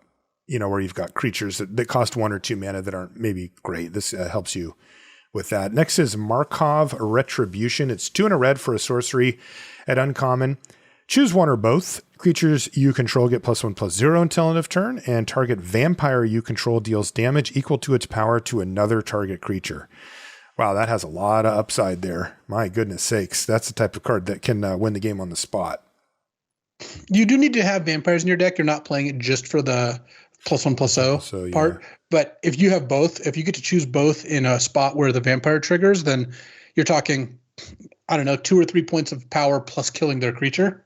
Seems like a pretty good deal. So looks like a B- in a vampire deck and probably an unplayable outside of it. Yep, that's what I was thinking too. Next is Rending Flame. Wow. Somebody's good at artwork. Look at that thing. That is stunning. 2 and a red for an instant at uncommon. Rending Flame deals 5 damage to target creature or planeswalker. If that permanent is a spirit, Rending Flame also deals 2 damage to that permanent's controller. Awesome card. I mean, 3 mana deal 5 is obviously a great baseline, and then you get to punish spirits for an additional 2 damage while you're at it. So looks like a B to me. Yeah, I would say B plus for Rending Flame. B plus is fine. It's basically murder, right? It's basically murder. 3 mana instant, kill anything. Next is Vampire's Vengeance. 2 and a red, instant, uncommon. Vampire's Vengeance deals 2 damage to each non-vampire creature. Create a blood token. Yeah, this card seems pretty strong. It's a sweeper in a deck that's not as much interested in those, but of course it doesn't hit your own stuff. Like there's some decks that are going to be very vulnerable to this. Right. I would say C plus on Vampire's Vengeance. You're going to be pretty happy to put this card in your deck. And this is vampires, like black-red vampires deck, right? I mean, I'd play this in red-blue. Like you just don't have creatures in your deck that you care about anyway. Okay. So just make sure that it doesn't kill too many of your own things. Next is Ballista Watcher. 2 red. It's a 4/3 human soldier werewolf at uncommon. And it has the activated ability 2 and a red, tap it, and it does 1 damage to any target. That's great. And then it has Daybound, and it flips into Ballista Wielder. Oh, sweet. It just picked up the Ballista. That's sweet. And it's a 5/5 werewolf with 2 and a red. It deals 1 damage to any target, and a creature dealt damage this way can't block this turn. It's also worth noting that there's no tap on that part. It's just you could fire off 2 of those in a turn if you had 6 mana. Oh, yeah. This card's great. Sick card. B for Ballista Watcher. It's just a massive creature that really pushes aggro if you can flip it and then start like double pinging, make 2 of their things unable to block and hit with your 5/5 or what have you. Yeah, that's really strong. Ballista Watcher B. Next is Into the Night. 3 and a red for a sorcery at uncommon. It becomes night. Discard any number of cards, then draw that many cards +1. So you do get card parity because you're at the very least you can just cast this and draw a card. Yeah, it just replaces itself. How much do you value turning at night? Probably not that much. Probably not How very much do you value a 4 mana, let you kind of refresh your hand here, get all the bad cards out? Not that much either. I don't draft bad cards. I'm going to give Into the Night an F. Yeah, I like F for Into the Night. Come on, it's 4 mana to do nothing. Like, no. Lamholt Raconteur is 3 and a red for a 2/4 human werewolf at uncommon. Whenever you cast a non-creature spell, it deals 1 damage to each opponent. So we got that again, although it's like prowess style. And then it has Daybound, and it flips into Lamholt Ravager, which is a 4/4 werewolf that says whenever you cast a non-creature spell, it deals 2 damage to each opponent. So this is a threat that can kill them by itself in a blue-red deck. Yes. So I like this in blue-red. I like it at C plus in a blue-red deck, and not spectacular outside of it. Can we give it higher? Can we give it a B? You can give it a B, but I just 4 mana 2/4, and you can just take a turn and make it a 4/4, and then cast an instant speed card draw and deal 2 to them. Sure. Yeah. We'll give it a build around B for blue-red spells. There you go. Lightning Wolf is next. This is 3 and a red for a 4/3 wolf at common. It has activated ability 1 and a red. Lightning Wolf gains first strike until end of turn. Seems awesome until you read the next part that says you can only do it at sorcery speed. Yeah. I like it that the fur's all puffed up. It's got thick fur that channels the lightning. I like that. I'm not too into Lightning Wolf. It's a 4 mana 4/3 with upside, so it's fine. It's like a D plus. You'll put it in your deck if you've got nothing better to do. Agreed. D plus for Lightning Wolf. Weary Prisoner is next. It's 3 and a red for a 2/6 human werewolf at common. It has Defender, so it's a 4 mana 2/6 Defender, but it does have Daybound, and it transforms into Wrathful Jailbreaker, which is a 6/6 werewolf that attacks each combat fable. So you got to put some time into it. Like, you're probably not going to die the turn you cast it. It's a 2/6, which is a good blocker. But then you can pass a turn. It flips. It's a 6/6, so it can block. And then the next turn, you have to start smashing with it, which isn't bad. It's a 6/6 for crying out loud. Yeah, I mean, this is not that much better than the Tavern Ruffin from the last set, which was the 2/5 that flipped into like a 6/5 or whatever. Which could actually attack. Yeah. So looks like a D to me. I don't know. I'm just not that into it. Yeah, I agree. And the Tavian Ruffian ended up being one of the worst red commons, and that was in one of the worst colors, so that's pretty bad. Falcon Wrath Celebrants is next. This is 4 and a red for a 4/4 vampire at common. It has Menace, and when it enters the battlefield, you create 2 blood tokens. So 5 mana, 4/4 Menace, 2 blood tokens for 5. Yeah, this is a good curve topper. This seems like kind a bread and butter 5, yeah. The epitome of a C, you know. If you can make use of this, great. And you're not going to really feel it if you don't get one. Stone Cold C for Falcon Wrath Celebrants. Next is Frenzied Devils, which is 4 and a red for a 3/3 devil at uncommon. It has haste. And whenever you cast a non-creature spell, it gets +2/+2 until end of turn. Okay. Haste is kind of funny on this because the ability is good with a lot of mana up. But yeah, I mean, this is still like a pretty big way to kind of take your opponent down in the blue-red spells deck. I'm not super high on this. This looks like a C to me. Okay. Like, I don't know. You have to untap with this 5 mana 3/3. When you do, it's going to attack as a 5/5 or a 7/7, and that's great. But you're spending 5, investing 5 in it, and needing to untap with it really to get value out of it. Yeah, and it's true that there's too many times where you'll cast it as the 3/3 haste and not be able to attack with it in a good way. So yeah, C+, I'll say for Frenzied Devils. It has a slight build around element as well. Lacerate Flesh is next. It is 4 and a red for a sorcery. It's common. It does 4 damage to target creature, and you create a number of blood tokens equal to the amount of XX damage dealt to that creature this way. So if you hit a 2/2 with it, you get 2 blood tokens and you kill it. But overall, it's still just the sort of slow, clunky, expensive red removal spell. It's 5 mana to do 4. It doesn't necessarily kill everything. So this is on the lower end of removal. I would say it's a C- or a D+. It's right in that fringe, happy to play one, not really happy to play one mode. I think it's a little better than that because 5 mana deal 4 is still okay. And if you need blood tokens, like you can target a 1/1 and get 3 tokens out of the deal. Yeah, I mean, come on. I just don't like I'm having a hard time imagining this scenario where you're like, I need blood tokens so badly that I'm going to kill a 1/1 with my 5 mana removal spell. Like you'd have to just win, right? Like if you had a bunch of ways to sacrifice them, I could see doing it. But most likely you're going to kill a 3/3 and get a blood token, which is fine. Yeah. Sorcery speed, right? I mean, I think it's a C. I don't think it's a great card. I just think that you're going to put it in your deck and it's going to compete with, other cards around the same mana cost. All right. Pyre Spawn is our last red card. It is 4 red for a 6/4 elemental at common. And when it dies, it deals 3 damage to any target. Yeah. I mean, I like this as a 6 mana, curve topper. You're just like, play this and you're going to get a decent deal out of it. It's like a C- because it's just a 6-drop, C minus, but it's a card I wouldn't mind playing. I assume it's a D, like in the way that sets play out these days, but again, there's always cards that look totally fine that we never play, right? Like we have to accept that a card can be fine on stats, have a reasonable effect, and that we still just won't ever play it. And this might be that. I would give it a D. C- for me. All right. Green is our first green card is Massive Might, and it is green for an instant at common. Target creature gets +2/+2 and gains trample until end of turn. Hey, that's pretty good. Yeah. Want a combat trick? That's a combat trick. Feels similar to Sure Strike, just in that it does the thing that you want to do. 1 mana is a big deal, right? Being able to do this for just 1 is really nice. That said, I would give it a C-. Like these cards are just never the type of thing that you must have in your deck. You can play 1 or 0 of them in most decks and you'll be fine. So I'd give C- for Massive Might, even though it is efficient and solid and fine. Yeah, I agree with all those things. I mean, you're going to lose games to this for sure. Yep. Snarling I do find Wolf? It funny that the card with a snail on it is a instant, not a sorcery. Yeah, true.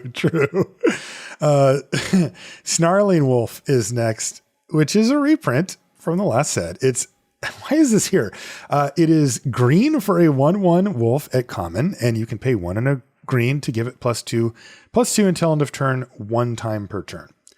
This card saw effectively 0 play last time. I will assume it will do similar this time, though It is not a terrible Magic card. It's just, not good enough to play usually. Why is it here? Why did they choose to reprint this? I don't know. It's weird to choose to reprint this and the next card. Dude, I just looked at the next card. What is going on here? When they were like not cards that were particularly beloved or good or interesting. But yeah, Snarling Wolf's still like a D. It's just a D. And we can go lower than that because the next card is Bramble Armor of all things. 1 and a green. For an artifact equipment at common, when it enters the battlefield, you attach it to a creature you control. The creature gets +2/+1, and you can equip it for the low price of 4 freaking mana. Let's just give it an F. We already know how this plays out. It is bad. It's an F. Next is Dawnhart Disciple, which is 1 and a green for a 2/2 human warlock at common. Whenever another human enters the battlefield under your control, Dawnhart Disciple gets +1/+1 until end of turn. I think this is actually going to play out pretty well in green-white humans. Okay. They tend to have a lot of humans in the deck and be pretty aggressive. And this is going to attack as a 3/3 on some of the key turns. It won't always, but sometimes you'll play this on turn 2, play a human on turn 3, hit for 3, and then next turn play a human, hit for 3 again. And at that point, you kind of got your money's worth already. So I would give Dawnhart Disciple a C+. I actually think in that deck specifically, it's going to be good. Okay. Yeah, I'll say C for it. And this is interesting, right? Because we haven't seen human stuff yet because we haven't done white or green. So we're going to see that now. Next up, oh man, Mulch is back. BDM's going to be happy about that. 1 and a green for a sorcery at common. Reveal the top 4 cards of your library. Put all land cards revealed this way into your hand and the rest into your graveyard. The way Mulch tends to play out in these sets is if you're really going hard on graveyard stuff, you want Mulch. It's basically an F outside of that. So it's kind of like a build around C where it's justifiable and like a super heavy blue-green self-mill, but no one else wants it. Like you just never put this card in your red-green deck. It's just not worth it. Right. So there you go. That sums it up. Pack Song Pup is next. It's 1 and a green for a creature wolf at uncommon. It's a 1/1. 2 mana 1/1. At the beginning of combat on your turn, if you control another wolf or werewolf, you put a +1/+1 counter on it. And when it dies, you gain life equal to its power. This I like a lot. This is a good reason to be in wolves and maybe even to play Snarling Wolf. I was going to say Snarling Wolf back in the menu. Okay, this seems great. If you get a counter on this every turn, in 2 turns, it's going to be great. And in 3 or 4 turns, it's going to be amazing. Plus, you get a little buyout when it dies. So this looks like a B in a deck that reliably is going to have a wolf in play. Agreed. The fact that it triggers at the beginning of combat is huge because you could even play this a little later and still get the counters rolling right away. Next is Reclusive Taxidermist, and this is 1 and a green for a 1/2 human druid at uncommon. When it gets +3/+2 as long as there are 4 or more creature cards in your graveyard. And interestingly, it taps to add 1 mana of any color. What a great card.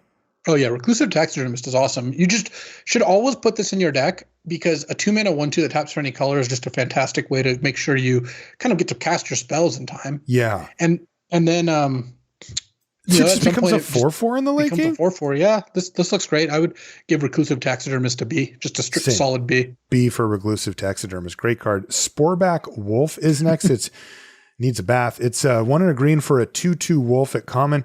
As long as it's your turn, it gets +0/+2. Nice. It's a 2 mana 2/4 attacker, which is a pretty beefy attacker if you're looking to get aggressive. And I'd be happy playing this in primarily the wolf decks. You want to get a little extra value, but any aggro deck, I'm still happy. It just your opponent can't block with their 2/2 or 3/2, which is a pretty nice deal. So I'm on C for Sporeback Wolf. I agree. And it does have a relevant creature type as well, which helps. Toxic Scorpion. Do they come any other way? 1 and a green for a 1/1 Scorpion. It's common, and you guessed it, it has Death Touch. When it enters a battlefield, another target creature you control gains Death Touch until end of turn. Cool. I like it. 2 mana. It's a little funny because 2 mana 1/1 Death Touch is good in a defensive deck, and the ETB triggers a good offensive ability. But it is pretty cute. Plus, you want to know that the Mondo combo, you give Death Touch to the 1/1 blue cat that draws a card when it hits them. So put them to the test. You're getting paid one way or another. Yeah, I like that. Yeah, Toxic Scorpion seems totally fine. I mean, I could see it not seeing much play in some of the more aggressive green builds, but in the non-aggressive ones, absolutely. And give it a C. Yeah, I like C for Toxic Scorpion. Oh god, this next artwork. Yeah, that's going to win creepiest easily. That's the Flesh Taker award winner right there. Witch's Web, 1 and a green for an instant at common. Target creature gets +3/+3 and gains reach until end of turn. Untap it. You know, as easy as it is to imagine these types of cards doing well, they don't. We rarely play them. You just don't get that much value out of the additional like keywords. The Right. untaps and the reaches and whatnot. So yeah, if you want 2 mana +3/+3, it's fine, but just don't count too much on the other stuff. So gets like a D just about everything else. Yep. Apprentice Sharpshooter is next. It's 2 and a green for a 1/4 human archer at common. It has reach and training. Whenever this creature attacks with another creature with greater power, put a +1/+1 counter on this creature. I think that training is going to play pretty well. So as long as it is attacking with something bigger, which isn't hard, this starts at 1/4, you immediately attacks as like a 2/5. Yeah. So I like C+ for Apprentice Sharpshooter. Getting a counter on this, making it a 2/5 makes it pretty hard to stop in combat, and then it can either play defense or continue attacking for value. Another reason that Dawnheart Disciple is nice, you know, it's going to frequently have 3 power when it attacks. And overall, I like the way the training cards are going to play out. You know what else can have 3 power when it attacks? Snarling Wolf. Oh, yeah, there we go. I guess we broke it. All right, so C for Apprentice Sharpshooter. Next is... I like C+, actually. Oh, C+. Okay. Yeah. Yeah. C+ for Apprentice Sharpshooter. Next is Crawling Infestation. This is 2 and a green for an enchantment at common. At the beginning of your upkeep, you may mill 2 cards. Whenever 1 or more creature cards are put into your graveyard from anywhere during your turn, create a 1/1 green insect creature token, and that can only happen once per turn. So this is a reprint from Shadows over Innistrad, I think. Is it? This is a similar card, but I don't... They had it was a similar one, right? Like a functional... Yeah, this card does ring a bell, but I don't think it was this exact setup. But at any rate... Yeah, I guess this is a new card, but it's very similar to another card. Anyway, so it is nice that it's optional, so you don't deck yourself. And during your turn, once per turn, you get a 1/1. I think that you would only play Crawling Infestation if you were really hard on the self-mill. Yeah. Like, if you really valued the mill too, because you're not really getting that many insects. You're getting capped at 1 per turn on your turn when you mill a creature, which is not crazy. Yeah. Right. I agree. You need to be getting benefits from having the creatures in the yard or putting them there or whatever. I would give this a build around. I mean, you do need to put critical mass of creatures in your deck, and you also need to care about the milling stuff. So this isn't the type of card you just throw into any random deck. So I'd give it a build around. I'd give it a build around B. Like, I could see this being an engine for you that gets you stuff on the board, buys you time to use the cards in your yard, etc. Yeah, I think build around bees sounds good for Crawling Infestation. If anything, it's lower. I don't think this card's going to do much. It is a relatively low impact card, that's for sure. Crushing Canopy is next. It's 2 and a green for an instant at common. Choose 1. Destroy target creature with flying and destroy target enchantment. Great sideboard card. Yeah, sideboard B. You know, when you bring it in, it's decent. Nature's Embrace is next. It's 2 and a green for an enchantment or at common. Enchant creature or land. As long as enchanted permanent is a creature, it gets +2/+2. As long as enchanted permanent is a land, it has tap, add 2 mana of any one color. See, if you put this on a creature land, now you're really talking. I like the flexibility, but I don't want to play either of these cards. I don't want to play a 3 mana ramp card, and I don't want to play a 3 mana +2/+2. So I think Nature's Embrace looks like an F to me. The only way I can really see it is if you're like some crazy 5-color deck that really needs the ramping, but you don't. It's a cute card. I like the design of it. I just don't think it's a card I want to put in my deck. Right. It's rare. Usually these cards get bumped up by versatility, but this one is just 2 cards that you're just rarely going to be interested in. They're also completely different things. Let's just go F for Nature's Embrace. Somebody prove me wrong. Oakshade Stalker is next. This is 2 and a green for a 3/3 human ranger werewolf at uncommon. You may cast a spell as though it had flash if you pay 2 more to cast it, and it has daybound. It flips into Moonlit Ambusher, which is a 6/3. And worth noting is, if it's night, you get to cast the front side, but it comes in as the back side. Right. And you still have to pay the extra 2, though, right? That doesn't change that. 5. Okay. So basically this card's 90% 3-mana 3/3 and 10% flash ambusher. Because the thing is, a 5-mana 3/3 or 5-mana 6/3 aren't great, ambushing targets. Like they're not that likely to survive at that point in the game.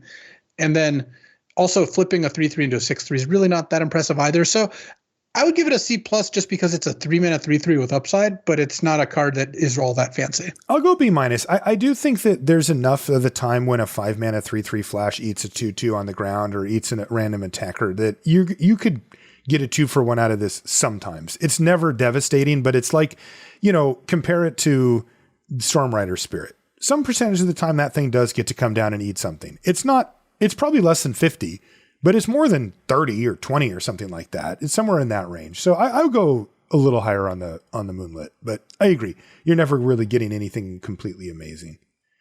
I guess outside of a 3/3 for 3, which is pretty good. What does Retrieve do? So it's 2 and a green. It's a sorcery at uncommon. Return up to 1 target creature card and up to 1 target non-creature permanent card from your graveyard to your hand and exile Retrieve. So it's 3 mana to get back a creature and another permanent that isn't a creature. So you need to have really kind of milled yourself probably to get those things in your yard. Not a huge fan. No. Yeah, not a huge fan. It's just not that easy to get non-creature permanents into your graveyard. And at best, it's a 3-mana divination. Like, you do get to get back 2 cards of your choice to some degree. But yeah, it looks like a D to me. I don't think you're going to play this very often. In a blue-green self-mill, could be good. It could. You get 2 cards, but it's still slow. Sheltering Boughs? How do you say that again? Boughs of a tree? Boughs, right? I feel like I'm burned because I don't know, but boughs. These are like the things on a tree, right? The boughs of a tree, right? Oh man, this sucks. 2 and a green for an enchantment aura. It is a common. It says enchant creature. When Sheltering Boughs enters the battlefield, Jeff says, ow, like it hurts. The boughs of a tree. All right. When Sheltering Boughs enters the battlefield, draw a card. Enchanter creature gets +1/+3. So it gives you the card back and doesn't give you, an insane stats bump, but a reasonable one. You need to find a window for this if you're going to do it. And honestly, I wouldn't try. There might be a scenario where casting this card or having access to this card or whatever matters, but just at face value, I'm still not that interested, even though it gives me the card back. I'm in for this card, I think, in a creature heavy deck. Are you really? Really? A 3-1/1/3 draw card is good. This is in some ways worse. The big reason it's worse is that you need a target and you need the target to be in play when this resolves. Right. But the upside is making like a 2/3 into a 3/6 is a lot better than having a 2/3 and a 1/3 because you get a pretty big attacker. Or putting this on a 2/1 flyer and making it a 3/4 flyer. Mm-hmm. I just feel like I'm going to watch your stream. You're going to have one of these in your thing, and it's going to be your 26 card, or like it's just not going to make the cut. I'm not saying I play it very often, but I think it's a little better than you're giving it credit for. I would give it probably a D+. Okay. I was going to give it a D, so we're pretty close. All right, that's fair. Spiked Ripsaw is next. What does this thing do? It's 2 and a green. It's just a literal chainsaw. It's an artifact equipment at uncommon. Equipped creature gets +3/+3. Whenever it attacks, you may sack a forest, and if you do, it gets trample until end of turn, and it has equipped 3. Yeah, this is pretty solid. This is basically like the heavy plate armor. 3 mana to play, 3 to equip, +3/+3, and every now and then you will sack a forest to make it so you're like 7/5 it gets trample. Yeah. I like B for Spiked Ripsaw. Yeah. This is a good thing to put on a big creature. It is. The equip 3 is really expensive, but it's worth it here. Spore Crawler is next. It's 2 and a green for a 3/2 fungus. It's common. When it dies, you draw a card. Yep. I'm in. Okay, is this more your speed? I like this one. Yeah, because this thing trades off like fairly regularly. And then we've also seen that this deck tends to want creatures in the graveyard as well. So this kind of all works together in a way that I'm happy with. I would give it a C. I don't think it's amazing or anything, but I think you'll see this on the battlefield. I think it might be a C+. Sure. I don't know. If you play a 2-mana 2/1 and then they play their 2-mana 2/2 and then they play this, you just kind of feel like, wow, I got owned. Yeah, I agree. And it's just not much you can do to get out of it. So yeah, C plus for Spore Crawler. I think it'll be an important card as well. Weaver of Blossoms is next. This is 2 and a green for a 2/3 Werewolf at common. It taps to add 1 mana of any color. Before we look at it has Daybound. Before we look at the other side, difference between 3 mana taps for a mana and 2 mana taps for a mana? Immense. Huge. Like, I would rather have 2 mana 1/1 taps for any color than 3 mana 2/3 tap for any color. Just because playing it on turn 2 gets you directly to 4. Playing it on turn 3 means that you're going straight to 5, but you didn't get to play something on turn 2. Your turn 3 and 4 plays are so much better in the other world. That said, this is a 3 mana 2/3 taps for a color, and as you were about to say, it flips into a 3/4 that taps for 2 mana of any one color. Mm-hmm. I mean, this card's great too. I'll play it. I'll play this card still. Yeah, but this is more like a C than a B. Agreed. I like C for Weaver of Blossoms, but it's pretty solid. I think you'll see it on the battlefield. Wolf Strike is next. It's 2 and a green for an instant at common. It says target creature you control gets +2/+0 until end of turn. If it's night, then it deals damage equal to its power to target creature you don't control. And that happens whether it's day or night, right? Yeah, I was going to say, to be clear, because it's kind of confusing when you just say it verbally. Yeah. Target creature gets +2/+0 if it's night. Then, no matter what, it deals damage equal to its power to target creature you don't control. So it's a 3 mana bite that, if it's night, also happens to give +2/+0, which looks pretty good. This looks like a C+ to me. I agree. And is likely to be one of the premium green commons. I agree, especially if you just go like, okay, go nighttime, it's an instant, you can just nab basically anything. So pretty good. Wolf Strike looks like the good green removal spell for the set. Cartographer's Survey is next. This is 3 and a green for a sorcery at common. It says, look at the top 7 cards of your library. Put up to 2 land cards from among them onto the battlefield tapped, and put the rest on the bottom in a random order. So in a 17 land deck, you're like 90% to hit 2 or more. Okay. But is that what you want to do? That's not the whole story, because how much do you want 4 mana ramp to 2 lands? That's not always something you want, because you need to be going 6s and 7s before this card becomes good. Because you're effectively taking turn 4 off to make your turn 5 play better. Yeah. And I think that the turn 5 plays are generally pretty good with 5 mana. So this looks like a build around C, where if you're heavy ramp, it's fine, but it's not a card I'm that excited about. The fact that it can hit non-basics is obviously irrelevant and limited. Right. And I really don't like that trade-off is being made, because we've seen cards with similar text to this that are just go search for the 2 lands, 2 basics that you want. Right. And this one actually can miss. It's rare, but it can. It can. And then it's a disaster. So yeah, I build around C at best for Cartographer's Survey. Next is Dormant Grove. This is 3 and a green for an enchantment. It's uncommon. It says at the beginning of combat on your turn, put a +1/+1 counter on target creature you control. Then, if that creature has toughness 6 or greater, transform it into Gnarled Grove Strider, which is a 3/6 vigilance that gives other creatures you control vigilance as well. So this is another payoff for the high toughness deck. Toughness you put it deck? on a 1/5 or whatever, or 1/13. Yeah. So how do we like 4? This is a lot of mana. It's 4 mana, but you get the counter right away, and they keep flowing, at least until you transform this thing, which I assume you could delay transforming this for about as long as you want. Too. Yeah. I mean, this seems like the type of card that will take over eventually, right? Putting counters every turn really does start to add up, but you do need a board state to make it work. It is a little slow. It's just 1 counter per turn.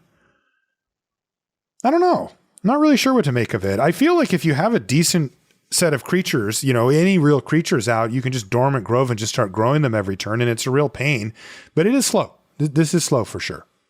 I actually think it's going to be pretty good in any creature-heavy deck. I don't think you need to necessarily go hard on the toughness thing. Like, obviously, it's a nice option to have to play this and immediately flip it, because then you got a 4 mana 3/6 plus a +1/+1 counter. Yeah, that's great. Imagine this in like a red-green werewolves deck where you go 2-drop, 3-drop, play this on 4, pump one of your things. Yeah. Next turn, pump one of your things. Next turn, maybe flip it or not, depending on what you want. You have some control over it, and then you eventually get a 3/6 out of the deal. It's kind of hard to miss on that completely. I think that's enough stuff, because how much would you pay for an enchantment that just every turn gave you a +1/+1 counter? At 3 mana, you'd think that card was great. 3 mana, great. 4 mana, I'm a little less excited, but close enough. And this is, I think, better than that, because you're almost always going to have the option to flip it or not. I mean, sometimes you only have one creature in play and then it has to flip, like if the creature's big enough. Right. But it's really easy to not flip it, which means it's a 4-mana +1/+1 each turn with upside, and the upside is pretty substantial of getting a 3/6 out of the deal. So yeah, it's also at the beginning of combat, so like you also could draw, like the next turn, draw a creature, play it, and put the counter on that.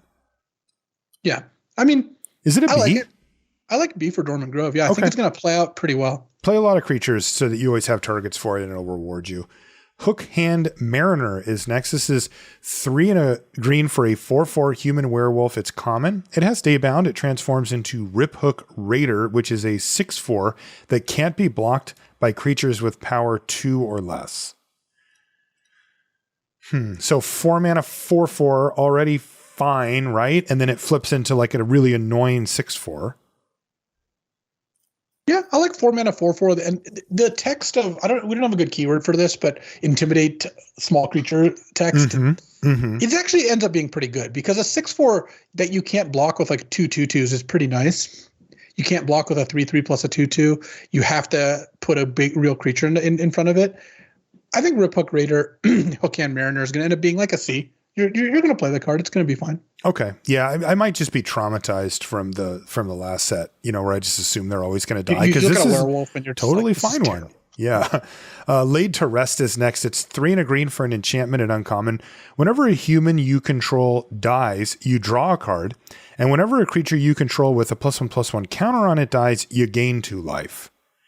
Boy, this is build like around Supreme, but it's there. I also like that, like, drawing extra cards and gaining life combine pretty nicely. Because the life gives you the time to utilize the cards. And then the drawing extra cards draws you more humans, which draw you more cards, and often obviously have +1/+1 counters. This looks like a build around like A. Like, yes, there will be some decks where when you play, go human, play this on 4, your opponent's going to be like, oh, I really can't win. Right. You're going to gain a bunch of life and draw a bunch of cards. This is going to be really hard to win. So totally, I like build on A for Laid to Rest. Get your humans ready. Yeah, but you have to build around it. You have to. It is not good otherwise. Rural Recruit is next. It's 3 and a green for a 1/1 human peasant at common. It has training. And whenever Rural Recruit enters the battlefield, create a 3/1 green boar creature token. Taking lessons from the pig. This is my favorite card in the set. I love it. It's awesome. They're like, we need every hand that can hold a pitchfork. And then, she shows up with her pig Brutus here. And they're just like, we're going into battle. And then when they both attack, she gets a +1/+1 counter because the pig is better. Oh man. Love it. And it's just also any excuse to make the boar noise. Yeah, totally. You're getting that out. This is a C+ also. Yeah. You get a 3/1 plus a 1/1 that attacks as a 3/1 plus a 2/2. Yep. And it's 2 creatures for things that care about that. Like, it's just awesome. Yes. Rural Recruit is so sweet. Really cool. Really cool. Good artwork too. Reporting for duty and the pig's ready. Sawblade Slinger is next. This is 3 and a green for a 4/3 human archer at uncommon. When Sawblade Slinger enters the battlefield, choose up to 1, destroy target artifact an opponent controls, or it fights target zombie an opponent controls. Is this a sideboard card? It's a 4/3 for 4. It's not a disaster in the main deck, and of course it'll have some random upside of like nabbing a blood token or equipment or something. Yeah, I like it. I would main deck it generally. Okay. Also, it's a 4/3 human, which it's a human, and a 4/3 is good with training because it'll generally train your other cards. The blood token thing is a great point. There's also a decent amount of zombies. Just get to eat a 2/2 zombie. Like, again, this is one of those cards that you're going to play this and kill their like 2/3 zombie on turn 4, and they're going to be like, what the hell? Yeah. So totally. I like C+ for Sawblade Slinger. I think this card's going to be pretty solid. Okay. Yeah. Especially for the humans. Might be a B-, honestly. Like, if you ever kill a card with it, it's just insane. And yes. It'll often get to at least kill a blood token. Yeah. Yeah. Yeah. I'll still just say, you still just sometimes play blue-white or whatever, right? So I'll give it a that has zombies because C+. they're blue. Oh, come on. Cloaked Cadet. They also have to be small zombies, by the way. If it has 3 toughness, it just trades for them. Or 3 power, I mean. Next is Cloaked Cadet. This is 4 and a green for a 2/4 human ranger It is uncommon and it does have training. Whenever one or more +1/+1 counters are put on one or more humans you control, draw a card. The ability only triggers once a turn. Sweet. Counts itself. It counts itself. And you can also play this, then attack with a different training card and draw a card. Oh, wow. Yeah, that's like great. The 1/4 reach, right? Mm-hmm. This looks like a B+ to me. Just same. Look, the downside is you paid 5 mana for a 2/4, and maybe they killed it before you got any value. But it's so easy to get value and a lot of value out of this. So yes. I'm in for Cloak Cadet. Plus, I love the guy hiding in the weeds with all the cattails on him. Like it's kind of like if you saw Dune, the Fremen jumping out of the sand or whatever. Like I haven't seen it yet. I will see it though. Don't tell BK that. He's going to get so mad. Okay. Okay. I won't tell him. Next is Infestation Expert. This is 4 and a green for a human werewolf. It's a 3/4. It's uncommon. And when it enters a battlefield or attacks, you get a 1/1 green insect creature token. Oh, good. More Grave Titans. And this one flips into Infested Werewolf, which is a 4/5. And whenever it enters a battlefield or attacks, you create 2 1/1 green insect creature tokens. God, they just can't help themselves, can they? It's just Grave Titan Tribal is really coming together. Green Black GTs is going to be a deck. Yeah, it might. And this card's awesome. I mean, 5 mana for a 3/4 plus a 1/1 with a bunch of upside and seems pretty good. Love it. Pretty nice for exploit too. Yep. Looks like a B for Infestation Yeah, I like Expert. B for Infestation Expert. Moldgraft Millipede is next. Yikes. This is 4 and a green for a 2/2 insect horror. It's common. And it says when it enters a battlefield, you mill 3 cards, then put a +1/+1 counter on Moldgraft Millipede for each creature card in your graveyard. So not just the ones milled, but also including the ones milled.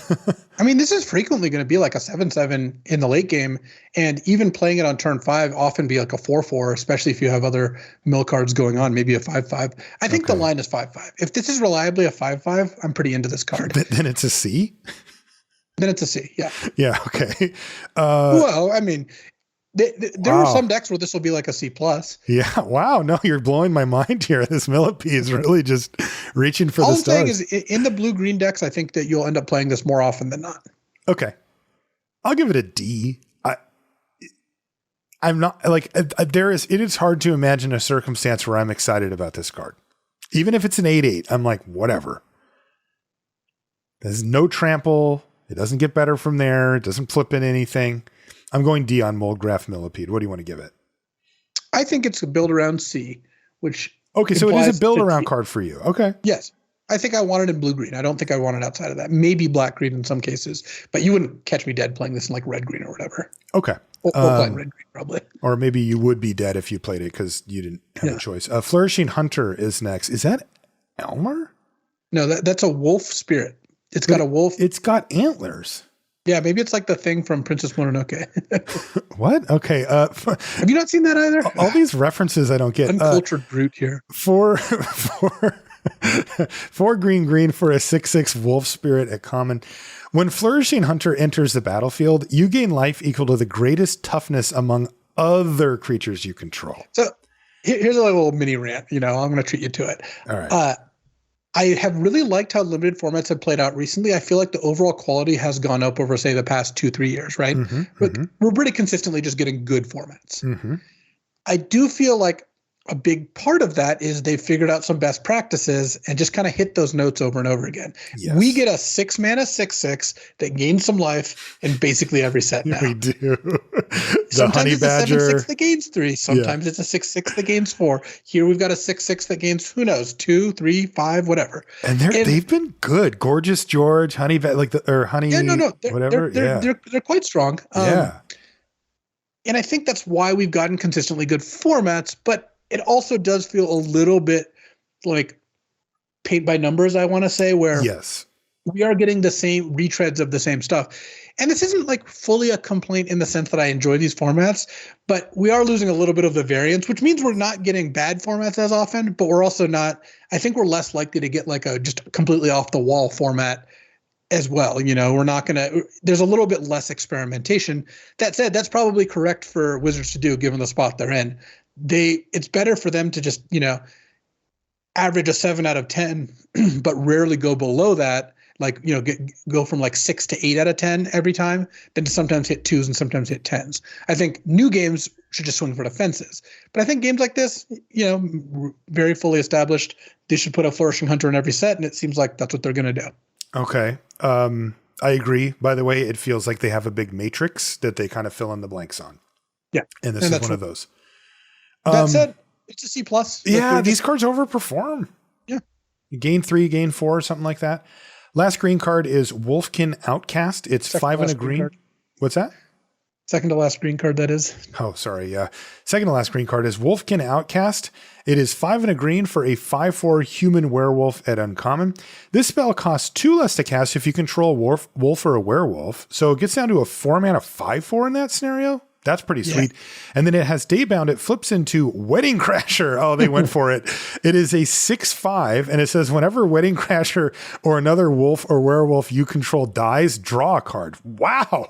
Hello. I'm loving this card. I mean, this is what they needed last set. A reason to be in werewolves, where if you're in werewolves, this is a 4-mana 5/4, plus it flips into a thing that pays you every time a wolf dies. Yeah. Snarling Wolf, welcome back, my friend. You're an enabler now. I like Wolfkin Outcast at a B. Yep, I'm on B for Wolfkin Outcast. And in a heavy wolf deck, it's probably closer to a B plus A minus. If this always costs 4, it's very good. All right. Well, you're the big Dune fan here, so I'll let you read Brambleworm, the actual so he does know a little at least. So Brambleworm is a 6 and a green for a 7/6 reach trample. ETB, gain 5 life, and you can pay 2 and a green to exile it from your graveyard and gain another 5 life. Luis, I'm in love. I'm ready to have my wedding crashed where I'm getting in that chariot or whatever with Brambleworm and we're riding off into the sunset. That is awesome. Oh yeah, this is a Shai Hulud, all right. This is very, very good. I mean, in the ramp decks, it's also nice in self-mill where if you mill it, you just get to gain 5 life for free, basically. Yep. They have 3 mana, but no cost of a card. And then when you cast it, it does so much in the way of stabilizing. Good on defense with reach, good on offense with trample. I like B for Brambleworm. I think this card's going to be a really good finisher. I do too. I love cards, expensive cards that stabilize the board, and this does. It is almost impossible to die the turn after you cast a Brambleworm. That is sweet. That is an early front runner for my favorite card in the set. Okay, one more color to do, and then a few colorless cards, and then we're done. And the last color is white. The first card is called Allenbach Escort, and it is white for a 1/1 human cleric. It's uncommon. It's got vigilance, the old 1/1 vigilance, and you can sacrifice it. Target creature you control with a +1/+1 counter on it gains lifelink and indestructible until end of turn. So it's one of those archetype of cards that sacrifice themselves to save another card, but it has a pretty big condition on it. The card needs a +1/+1 counter on it to make it work.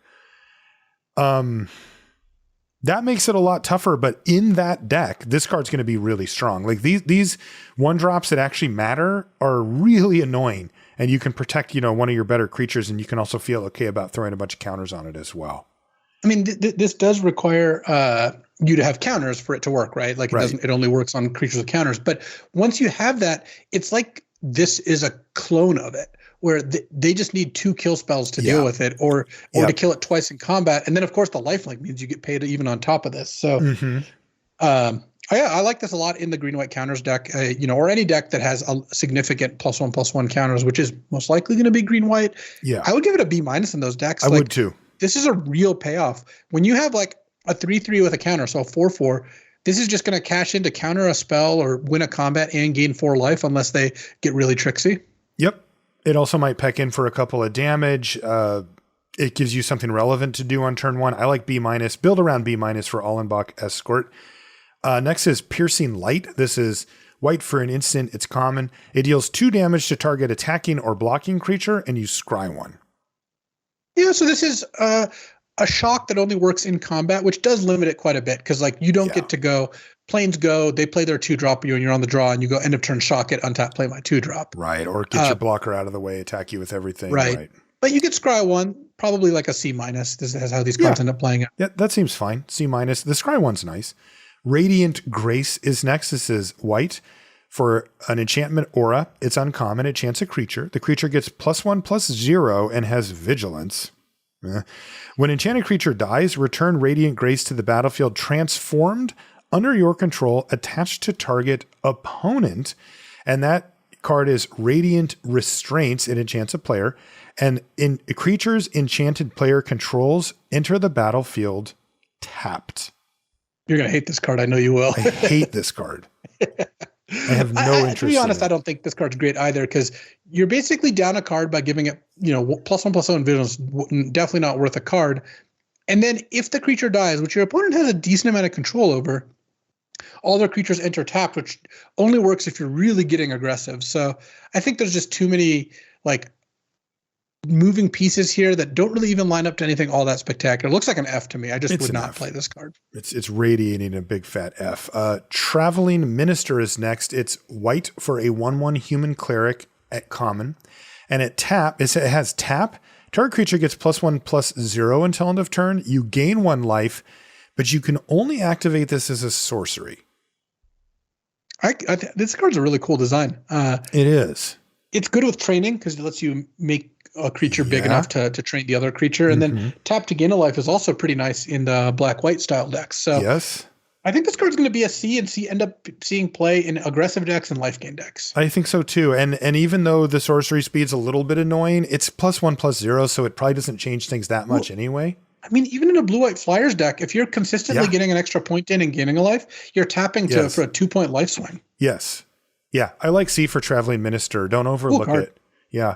Unholy Officiant is next. This is white for a 1/2 vampire cleric at common. It's got vigilance.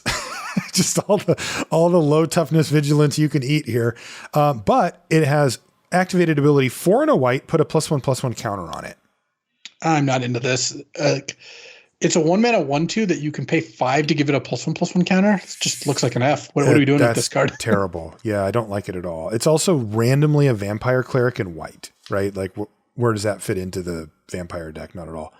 Next is Adamant Will. This is 1 and a white for an instant. It's common. Target creature gets +2/+2 and gains indestructible until end of turn. Hey, look, another serviceable combat trick. Yep, another D+C- level combat trick. It's the same. Which is fine. I mean, sometimes they're a lot worse than that. Bride's Gown is next. So here's the one that you talked about, Luis. 1 and a white, artifact equipment. It's uncommon. Creature gets +2/+0. It gets an additional +0/+2 and has first strike as long as an equipment named Groom's Finery is attached to the creature, to a creature you control, and the equip cost is 2. I feel similarly that I do about the other. Like, I think +2/+0 on a 2 mana 2 to equip is kind of where you want to be in an aggressive deck. And I like this more than the black one because I think white is more likely to make good use of it. But I'm still on the D level for this card. I just don't think it's that strong. Okay, I could still go C+, pushing even a little higher than that for Bride's Gown. Circle of Confinement is next. It's 1 and a white for an enchantment at uncommon. When it enters a battlefield, exile target creature an opponent controls with mana value 3 or less until Circle of Containment leaves the battlefield. And whenever an opponent casts a vampire spell with the same name as a card exiled with Circle of Confinement, you gain 2 life. This is a nice little, they have the wolf hate, zombie hate, vampire hate, but they're all quite main deckable. And Circle of Confinement is just 2 mana to kill a 3 mana value less creature, which is great. It's a B. Yes. You'd always play that. Plus, you get some extra life here and there, which is pretty nice. Yeah. Also, this is the trigger most likely to be missed in paper, right? How do you ever remember that? B for Circle of Confinement. Is that what we said? Yeah, I like B for Circle of Confinement. All right. Dawnheart Geist is 1 and a white for a 1/3 Spirit Warlock. It's uncommon. And whenever you cast an enchantment spell, you gain 2 life. So there's your if you gain 4 life with this, it's solid. It's a little tricky because blue-white is the color combination that's going to gain the most life, but black-white is the color combination that actually cares about it. Mm-hmm. I guess this ends up being like a builder on C+, where if you've got enough enchantments, it's fine. Yeah, and your white disturb cards still get to trigger it even if you are black-white. Drogskull Infantry is next. This is 1 and a white for a 2/2 Spirit Soldier. It's common. It has Disturb for 3 and a white, and it disturbs as, that's right, an aura that enchants a creature and gives the creature +2/+2. Looks fine. Looks like a card you'd play, and then, you trade it off, and then at some point put it on a flyer. So looks like a C. Yeah, definitely. Fierce Retribution is next. This is 1 and a white for an instant. It's got, it's common, and it has Cleave for 5 and a white. So you're paying 6 instead of 2. Destroy target attacking creature. And that's right. You can upgrade it to destroy target creature if you want to pay the 6. I think it's basically still just good in a defensive deck. Whereas, because in an aggressive deck, you are interested in destroy any creature, but you don't really want to pay 6 mana. Mm-hmm. But if you're fine paying the 2 mana version, and then sometimes we'll play the 6 mana version, that's kind of where I'm at with Fierce Retribution. So I'd play this in like blue-white flyers, or like some sort of black-white life gain deck or something like that. I wouldn't play it as often in like the green-white decks or the red-white decks. But if you're in for the 2 mana version, the 6 mana version's upside. If you're not in for the 2 mana version, you shouldn't play this card. Okay. Well, do you like C for Fierce Retribution, or do you think it's a little lower? I would give it a C. Just be aware it's probably only good in half the color combination. So you probably wouldn't do it. Not like you're going to take this card early, hopefully, either way. Yeah, I mean, if you're defensive, like destroying an attacking creature for only 2 mana is good. That's totally fine. It is. Yeah. Next is Fleeting Spirit. This is 1 and a white for a 3/1 spirit at uncommon. It has activated ability white, exile 3 cards from your graveyard, and Fleeting Spirit gains first strike until end of turn. And it has another activated ability, which is discard a card and exile Fleeting Spirit, return it to the battlefield under its owner's control at the beginning of the next end step. So it's very difficult to kill. Yeah, it doesn't work in combat as much. Though you do have a neat trick you can do. Let's say you attack with it and they block with 2 2/2s. You can give it first strike, kill one of the 2/2s, and then discard it to flicker. That is cool. That's really neat. It can stab and then run away. It's a 2 mana 3/1 with multiple kinds of upside. That looks pretty good to me. And what's often going to happen is on turn 2, it's just going to trade. But later in the game, if you have a bunch of cards in your graveyard, they can't really block all that well. So it looks like a C+. Okay. C+. Yeah, it might even be into the B range for Fleeting Spirit. It looks pretty annoying. Like no mana to protect it and just have it keep coming back. Great against removal for sure. Yeah. Nurturing Presence is next. This is 1 and a white for an enchantment, or it's common. Chance a creature. And the creature has, whenever a creature enters a battlefield under your control, this creature gets +1/+1 until end of turn. And when Nurturing Presence enters the battlefield, create a 1/1 white spirit creature token with flying. So it triggers itself right away, and you get a 1/1 flyer as well? Yeah, it is only +1/+1 until end of turn, though. Yeah. So 2 mana, you get a 1/1 flyer, one of your creatures gets ++1. Then next turn, that creature probably gets another +1/+1. Probably. That doesn't sound great to me. It's close. Yeah, I like the fact that it's cheap. Like you can get this in before removal spells can be left up, basically, and you can get your 1/1 flyer and kind of lock that in. That said, I agree. Like the core ability of the aura is really not particularly strong. I don't hate it. I think this is closer to playable than these type of things normally are, and that this even looks at first read, but it is still not exciting. That's how I would describe it. I would still give it a D. Yeah, I like D for Nurturing Presence. Panicked Bystander is 1 and a white for a 2/2 human peasant at uncommon. Whenever Panicked Bystander or another creature you control dies, you gain a life. All right.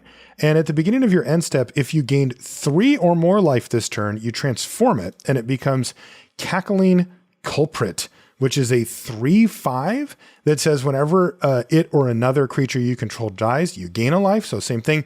But also it has the activated ability, and this is interesting, 1 and a black. And remember, this is white on the front, 1 and a black, and it gets Death Touch until end of turn. Yeah, this seems like a solid life gain addition payoff to like the life gain deck. Because if you can flip this, a 2-drop that becomes a 3/5, especially with Death Touch in the black-white deck, is pretty strong. And you'll probably play it in the green-white deck, especially if you have like anything that gives lifelink, because every now and then it'll flip, and it's a 2-drop with upside. But I'm looking at like C+ in the black-white deck and like C- in the green-white deck. I would go B or B minus in black white. Like I think that gaining 3 life isn't that hard from what we've seen, and a 3/5 from your 2 mana card is like pretty gnarly. Yeah, 3/5 death touch is pretty beefy. Yeah, I like B. Sure, B for black white here. Build around B. Yeah. Parish Blade Trainee is 1 and a white for a 1/2 human soldier at common. It's got, that's right, training. And when Parish Blade Trainee dies, put its counters on target creature you control. I really like this card. I think this card's quite strong. Oh, yeah, that's interesting. It's only got 1 power, so the training thing's going to happen. And then you get to just dump the counters on something. And especially given how important counters are for this archetype, that's great. Yeah, I think Parish Blade Trainee is going to be a C+ for the green-white deck. And good and drop. Pretty good in red-white as well. Like really any deck that has a good curve, I think will be interested in this deck or in this card. So you just need a 2/2 with it. Could be good in basically all the white options. So yeah, if you have a 2/2 and attack it, you get a 2/3 for your 2 mana, and then upside of the counters dumping off at some point. Next is Sanctify. This is 1 and a white for a sorcery. It's common. It says destroy target artifact or enchantment, and you gain 3 life. Sideboard. Still sideboard. Yeah. Sideboard C. Sideboard C. Fine.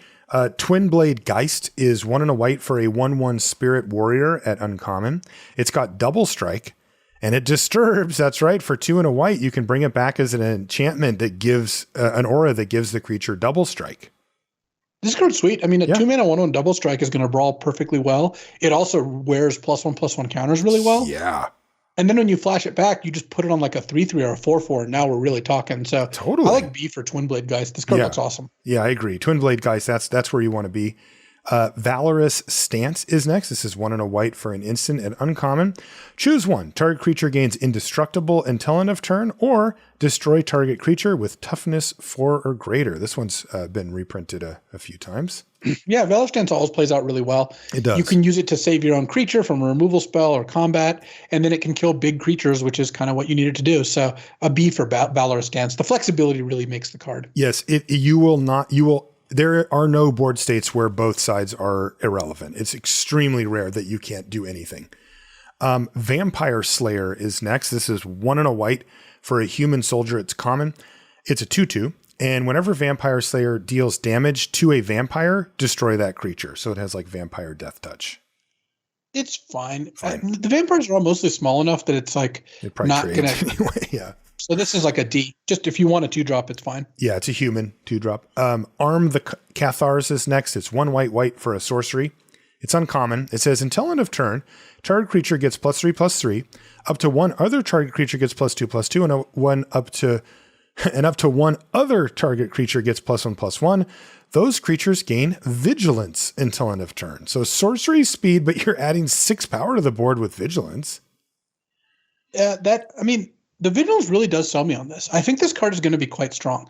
It's an overrun, and it feels like an overrun. You're getting 3 mana for +6/+6 and then vigilance.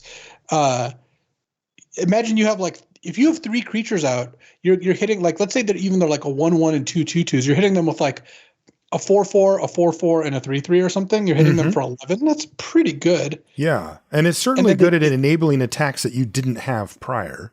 I think this is going to be a B in aggro decks, and not good outside of aggro decks. But okay, in aggro decks, this is going to be good, and especially if you combine it with lifelink or trample. Yes.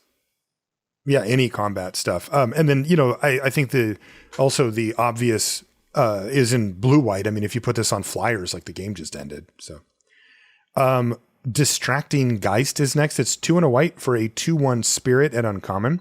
It says whenever Distracting Geist attacks, tap target creature defending player controls. Nice. And it has disturb for 4 and a white. It becomes Clever Distraction, which is an aura that enchants a creature and gives the creature that same ability. I think that they priced Clever Distraction well. It's a really annoying way to get creatures through. And it doesn't have flying, does it? It does not. No. But I feel like it has the keyword not flying. Like the artwork makes me feel like it's flying. And it's a spirit, which almost all have flying too. Yes. But it's not Territorial Hammerskull, right? It's a 2/1 instead of a 2/3, which is a pretty big difference. Mm-hmm. But when you curve into this, your opponent's often not going to be able to block well. And then also because it flashes back, at some point you just make the trade where they have to block this, take a bunch of damage, and then next turn you flash it back and put it on a creature, and then that might put them in a real tough spot because you can put it on like a flyer or a big creature, so it's really hard to get the ability off the battlefield. Yeah. Looks like a B- to me. Maybe a B, actually. I would go B-. I like where you're at. There are still boards where it doesn't really do much. So B- for distracting guys. Next is Griff Rider. This is 2 and a white for a 2/1 flying human knight at common, and it has training. Very nice. Yeah, C+. Just a great efficient card, and really makes you want to have 3 and 4 power creatures to attack with. Definitely. You only really need to get the 1 counter before you're really kind of doing it. Yes, just 1 counter, you're obviously fine. Yep. Kindly Ancestor. This is 2 and a white for a 2/3 spirit at common. It's got lifelink and disturb for 1 and a white that does the aura thing. It gives creature lifelink. Sweet. Yeah. Solid card. Yeah. Very good in the black-white deck, but it's just going to be a good roadblock even in blue-white, decent-ish in green-white if you can get some counters. Plus, in the green-white deck, you can put the Embrace on a creature that's pretty big and get some good value too. Yeah. So I like C for Kindly Ancestor. Yeah. Just a good filler card. Yeah, it's C, or trending towards C+. I like that. Militia Rallier is next. This is 2 and a white for a 3/3 human soldier at common. It can't attack alone, and whenever it attacks, you untap target creature. This seems really nice for the training decks, huh? Very good because it's got a high power, and then you could attack, and then you can also just untap it. So, including itself, because it can block just fine. Mm-hmm. And that's nice. I would like this in any aggro deck, red, white, green, white. Not as high on it in blue, white because I guess it works all right with like 1/1 flyers and stuff. Yeah, Militia Rallier just looks good. Looks like a C. Yeah, I like C for Militia Rallier. I think that thing will see play for sure. Resistance Squad is next. This is 2 and a white for a 3/2 human soldier. It's uncommon. When Resistance Squad enters the battlefield, if you control another human, draw a card. Nice. I like it. Yeah. It's kind of like a search party captain, but it's a 3/2 instead. C+ for Resistance Squad. Yes, and the human part seems to matter a bit more here. Yeah, trending towards B- in the if you're really heavy humans. Yeah, definitely. Just getting if it's just 3/2 cantrip, that's great. Sigarda's Imprisonment is next. This is 2 and a white for an enchantment aura. It's a common and it enchants a creature. The enchanted creature can't attack or block, and you can pay 4 and a white to exile the enchanted creature and create a blood token. I'm just going to go ahead and give this a D+ and just say like these cards just continually disappoint. I want this to prove me wrong rather than start out higher. I agree. I love the fact that you can exile it, but I hate the fact that you're going to play this and then there's going to be that window for them to exploit it, and you're just like, it's a disaster. I mean, it really is a disaster if you give them such a juicy target for it. And I don't feel like the blood token is really going to be a big player in this color. Next is Estwald Shield Basher. It's 3 and a white for a 4/2 human soldier at common. And whenever it attacks, you may pay 1. If you do, it gains indestructible until end of turn. Wow. I mean, this makes up for the fact that it's a 4/2 pretty nicely by just bashing.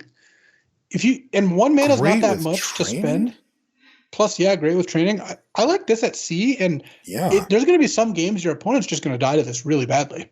Definitely. When I read 3 and a red, 3 and white for a 4/2, I was like D, right? And now it's like, no, that gets a full grade up. That's a great activated ability. It is worth noting that you must decide that when it attacks. You can't do it after they decide blocks. So you do have to kind of invest, but it seems worth it. Griffwing Cavalry is next. It's 3 and a white for a 2/2 flying human knight at uncommon. It has training. I like these 2-powered training flyers. And whenever it attacks, you may pay 1 and a white. If you do, target attacking creature without flying gains flying until end of turn. Wow.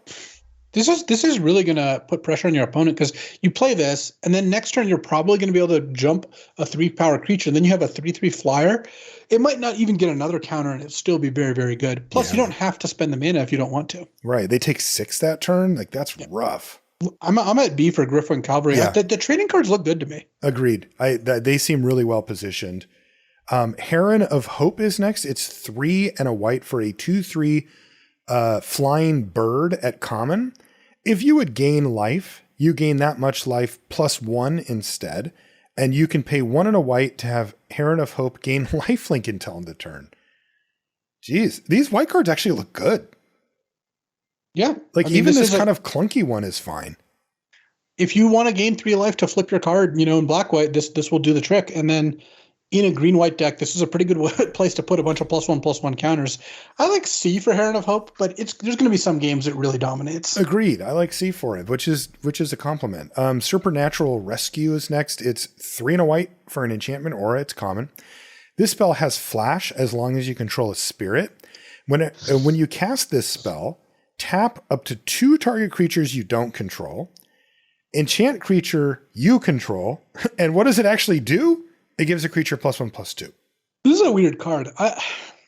There are some games where this card could be really excellent, but for the most part, I think this card's a little bit too expensive. And if you don't have a spirit, this card's really bad. Yeah, I think so too. The spirit part really breaks it for me.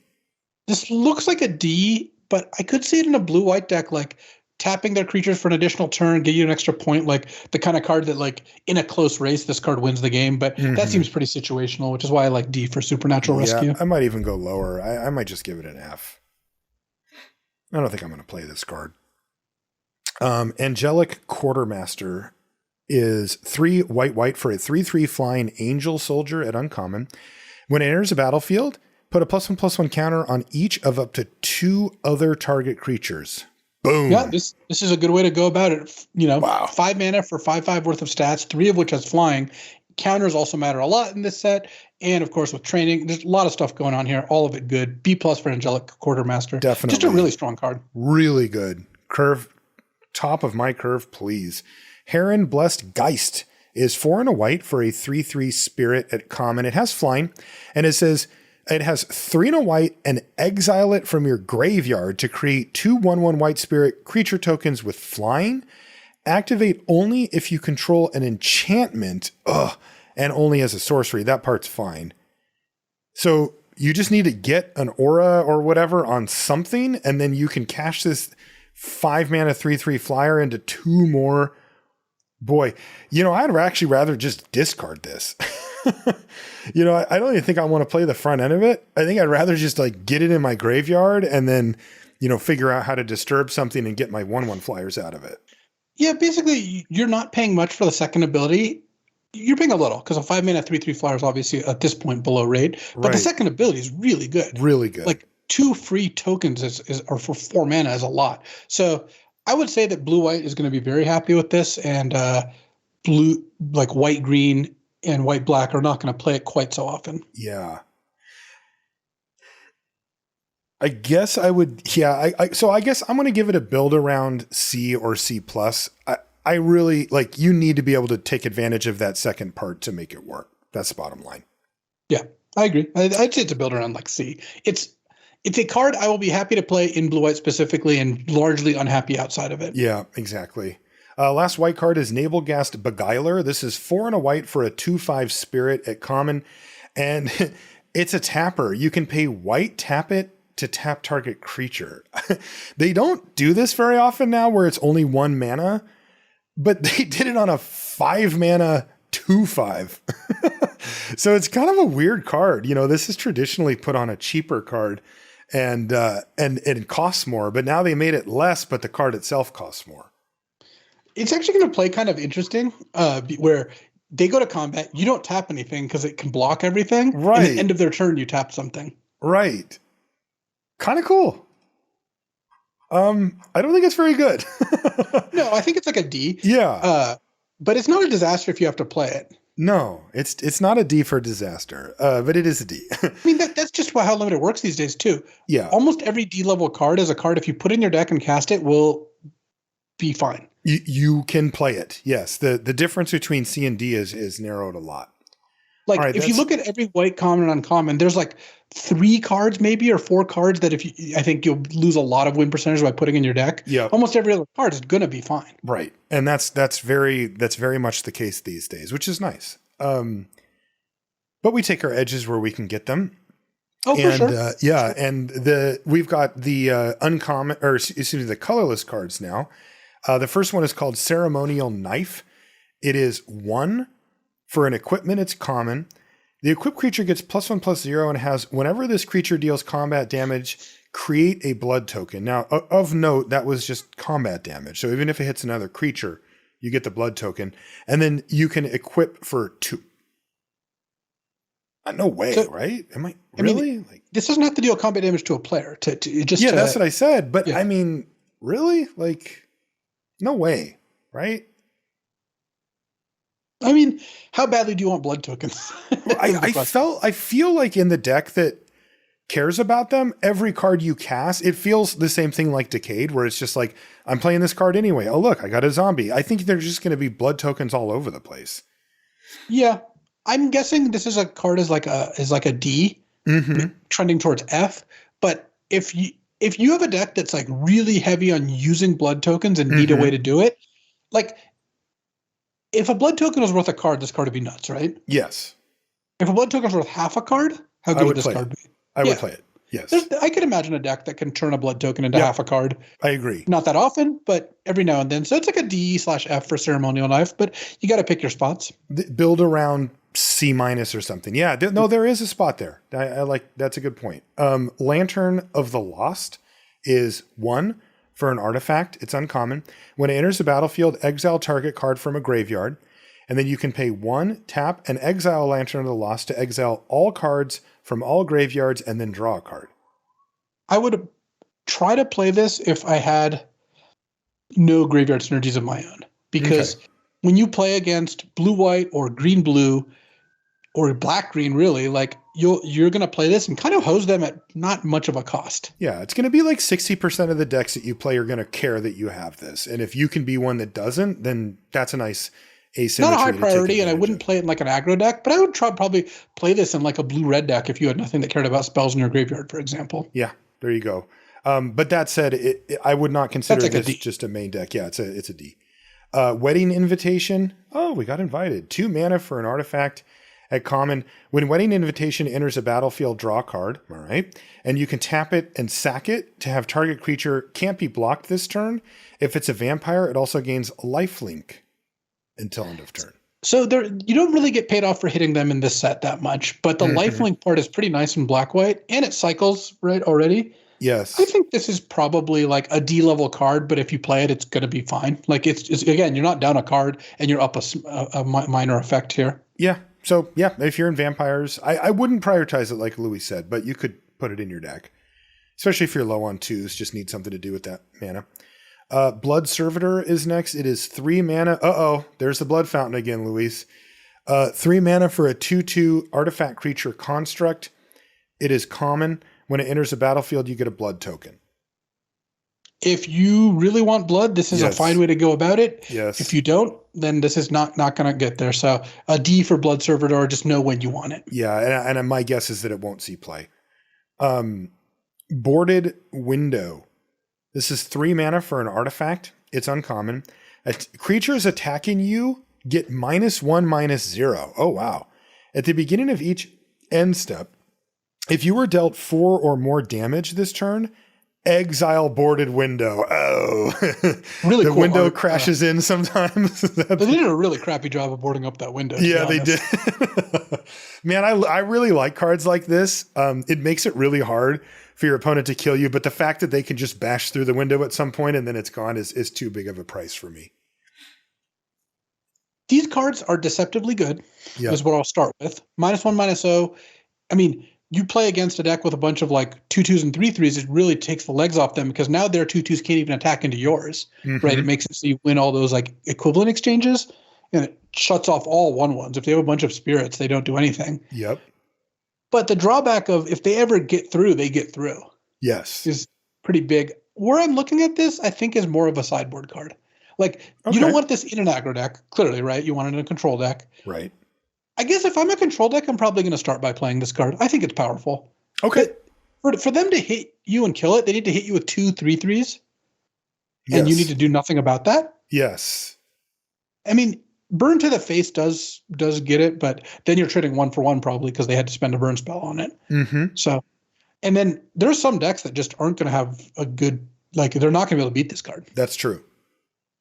I kind of like where you're at. I like starting it. I like saying, hey, you know how sometimes I say, look, I don't believe in this card. You have to beat me with it a bunch of times and then I'll jump on board. This is kind of the opposite. I'm going to kind of run this one out there and say I'm going to beat people with this until they beat me, when I've played it, and then I'll jump off the train.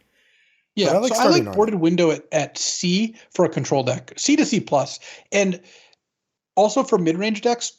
If you can pick one of these up for your sideboard, there are some decks that really like the deck full of like 1-power flyers is going to hate to see this. Yes, very much so. Cool card too. 2 more artifacts and only 1 land this time around. Foreboding Statue is 3 mana for a 1/2 artifact creature construct at uncommon. And it taps to add 1 mana of any color, and you put an omen counter on Foreboding Statue. At the beginning of your end step, if there are 3 or more omen counters on it, you transform it, and it becomes Forsaken Thresher, which is a 5/5 construct that says at the beginning of your pre-combat main phase, add 1 mana of any color. Boy, I'm not really interested in the front end, but dang, turning it into a 5/5 that even bumps my mana for free is kind of dope. I mean, this is kind of what you want out of a mana rock, where it's a 1/2, so it can still block if you really need to. Yeah. And then it taps for mana, and then after 3 taps, it turns into a 5/5. Also, it's going to be tapped the first turn.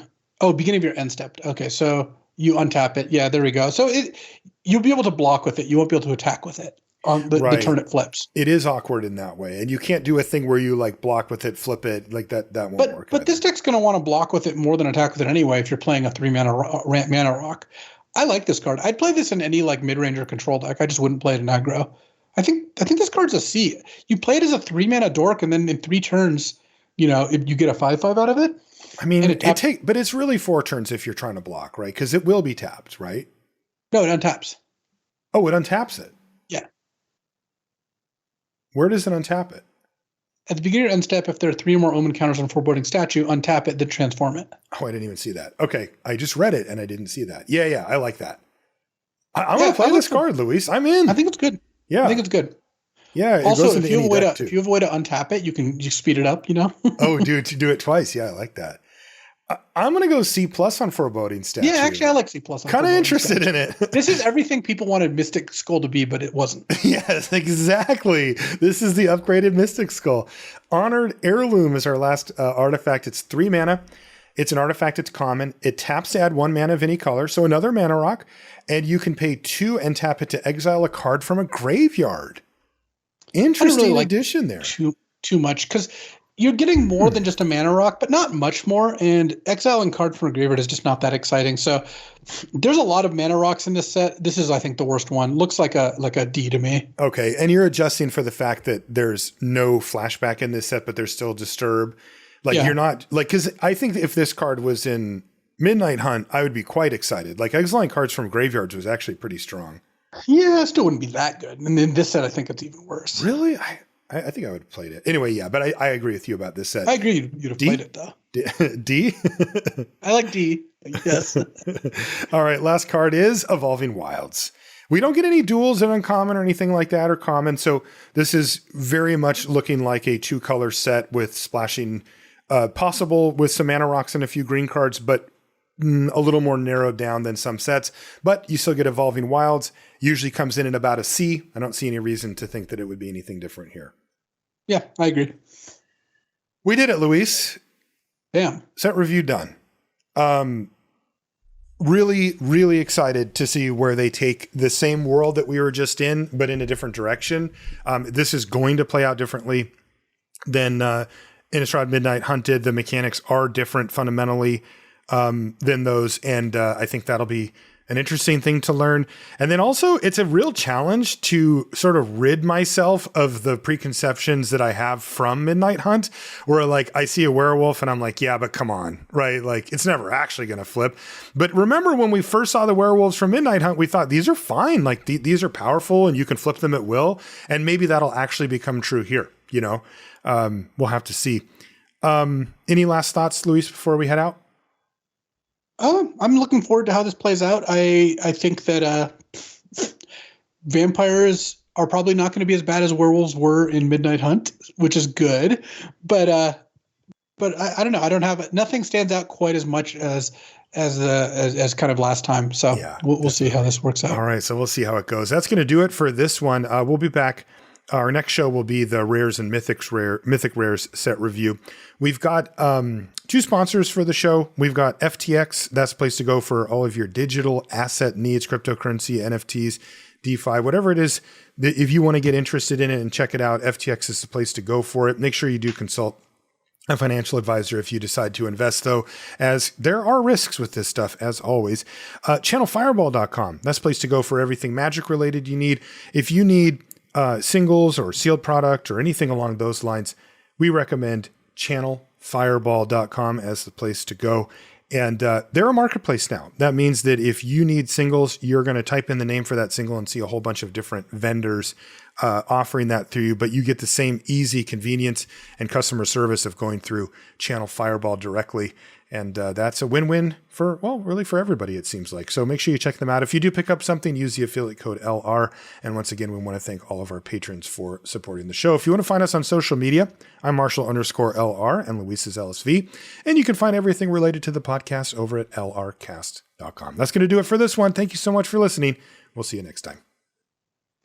Marshall, I'd like to take a moment to reflect on the official LR holiday weekend coming up. What do we got? We have a draft open. Oh, when is it coming? So December 4th through 5th. So about a month from now, it's a draft open, and day one, you get to play best of one or best of three. And then day two is best of three draft. So day one sealed, day two is draft. And this is exactly what we'd been wishing for and hoping for. And I can tell you I'm super excited. I will say that I'm not that likely to stream it, even though I kind of wanted to, because it's the same weekend as the set championship, the Pro Tour, effectively. Wait, am I not? I'm working that set championship. But here's the thing. Am I screwed? No. It's asynchronous play. I knew you were going to bring that up. You could just play between rounds. You know, coverage has like 2-hour breaks all day. Uh-huh. You're going to get to play the draft open. Don't worry. Oh, God. Okay. Yeah, that sounds like something I might need to try to thread the needle on. I'm not missing the draft open. I am not missing the draft. Yeah. I'm super hyped for the draft open. I do think it's a little unfortunate it's the same day as the store championships, because I don't care that it's the same day as the set championship. Like, they've already made it clear they don't care if people watch their stuff. They haven't designed it in a way that would make it interesting to watch. So I guess you're doing coverage. So maybe you I'm not saying anything. All I'm saying is they've made it pretty clear where that lies. But the fact that it's the same day as the store championship is going to make some people pick and choose. But you know what? At the end of the day, there's a bunch of cool tournaments happening that weekend. Playing the ones that sound good to you. It sounds great to me. I'm super excited for the draft open, and I will definitely be jamming. One thing that I might do, and this is a shout out for the CR Discord, is sometimes I stream matches to the CR Discord, just like no commentary, just share screen. You can watch me play random matches and stuff. I've done that for the last couple opens. So just ping me on Twitter if you want an invite or what have you. Because it's been kind of a fun way to just kind of battle without, I'm not talking or anything like that, but I probably try to do that for the draft open as well. So, okay. All I know, draft open, set your calendars, December 4th through 5th. Let's do it.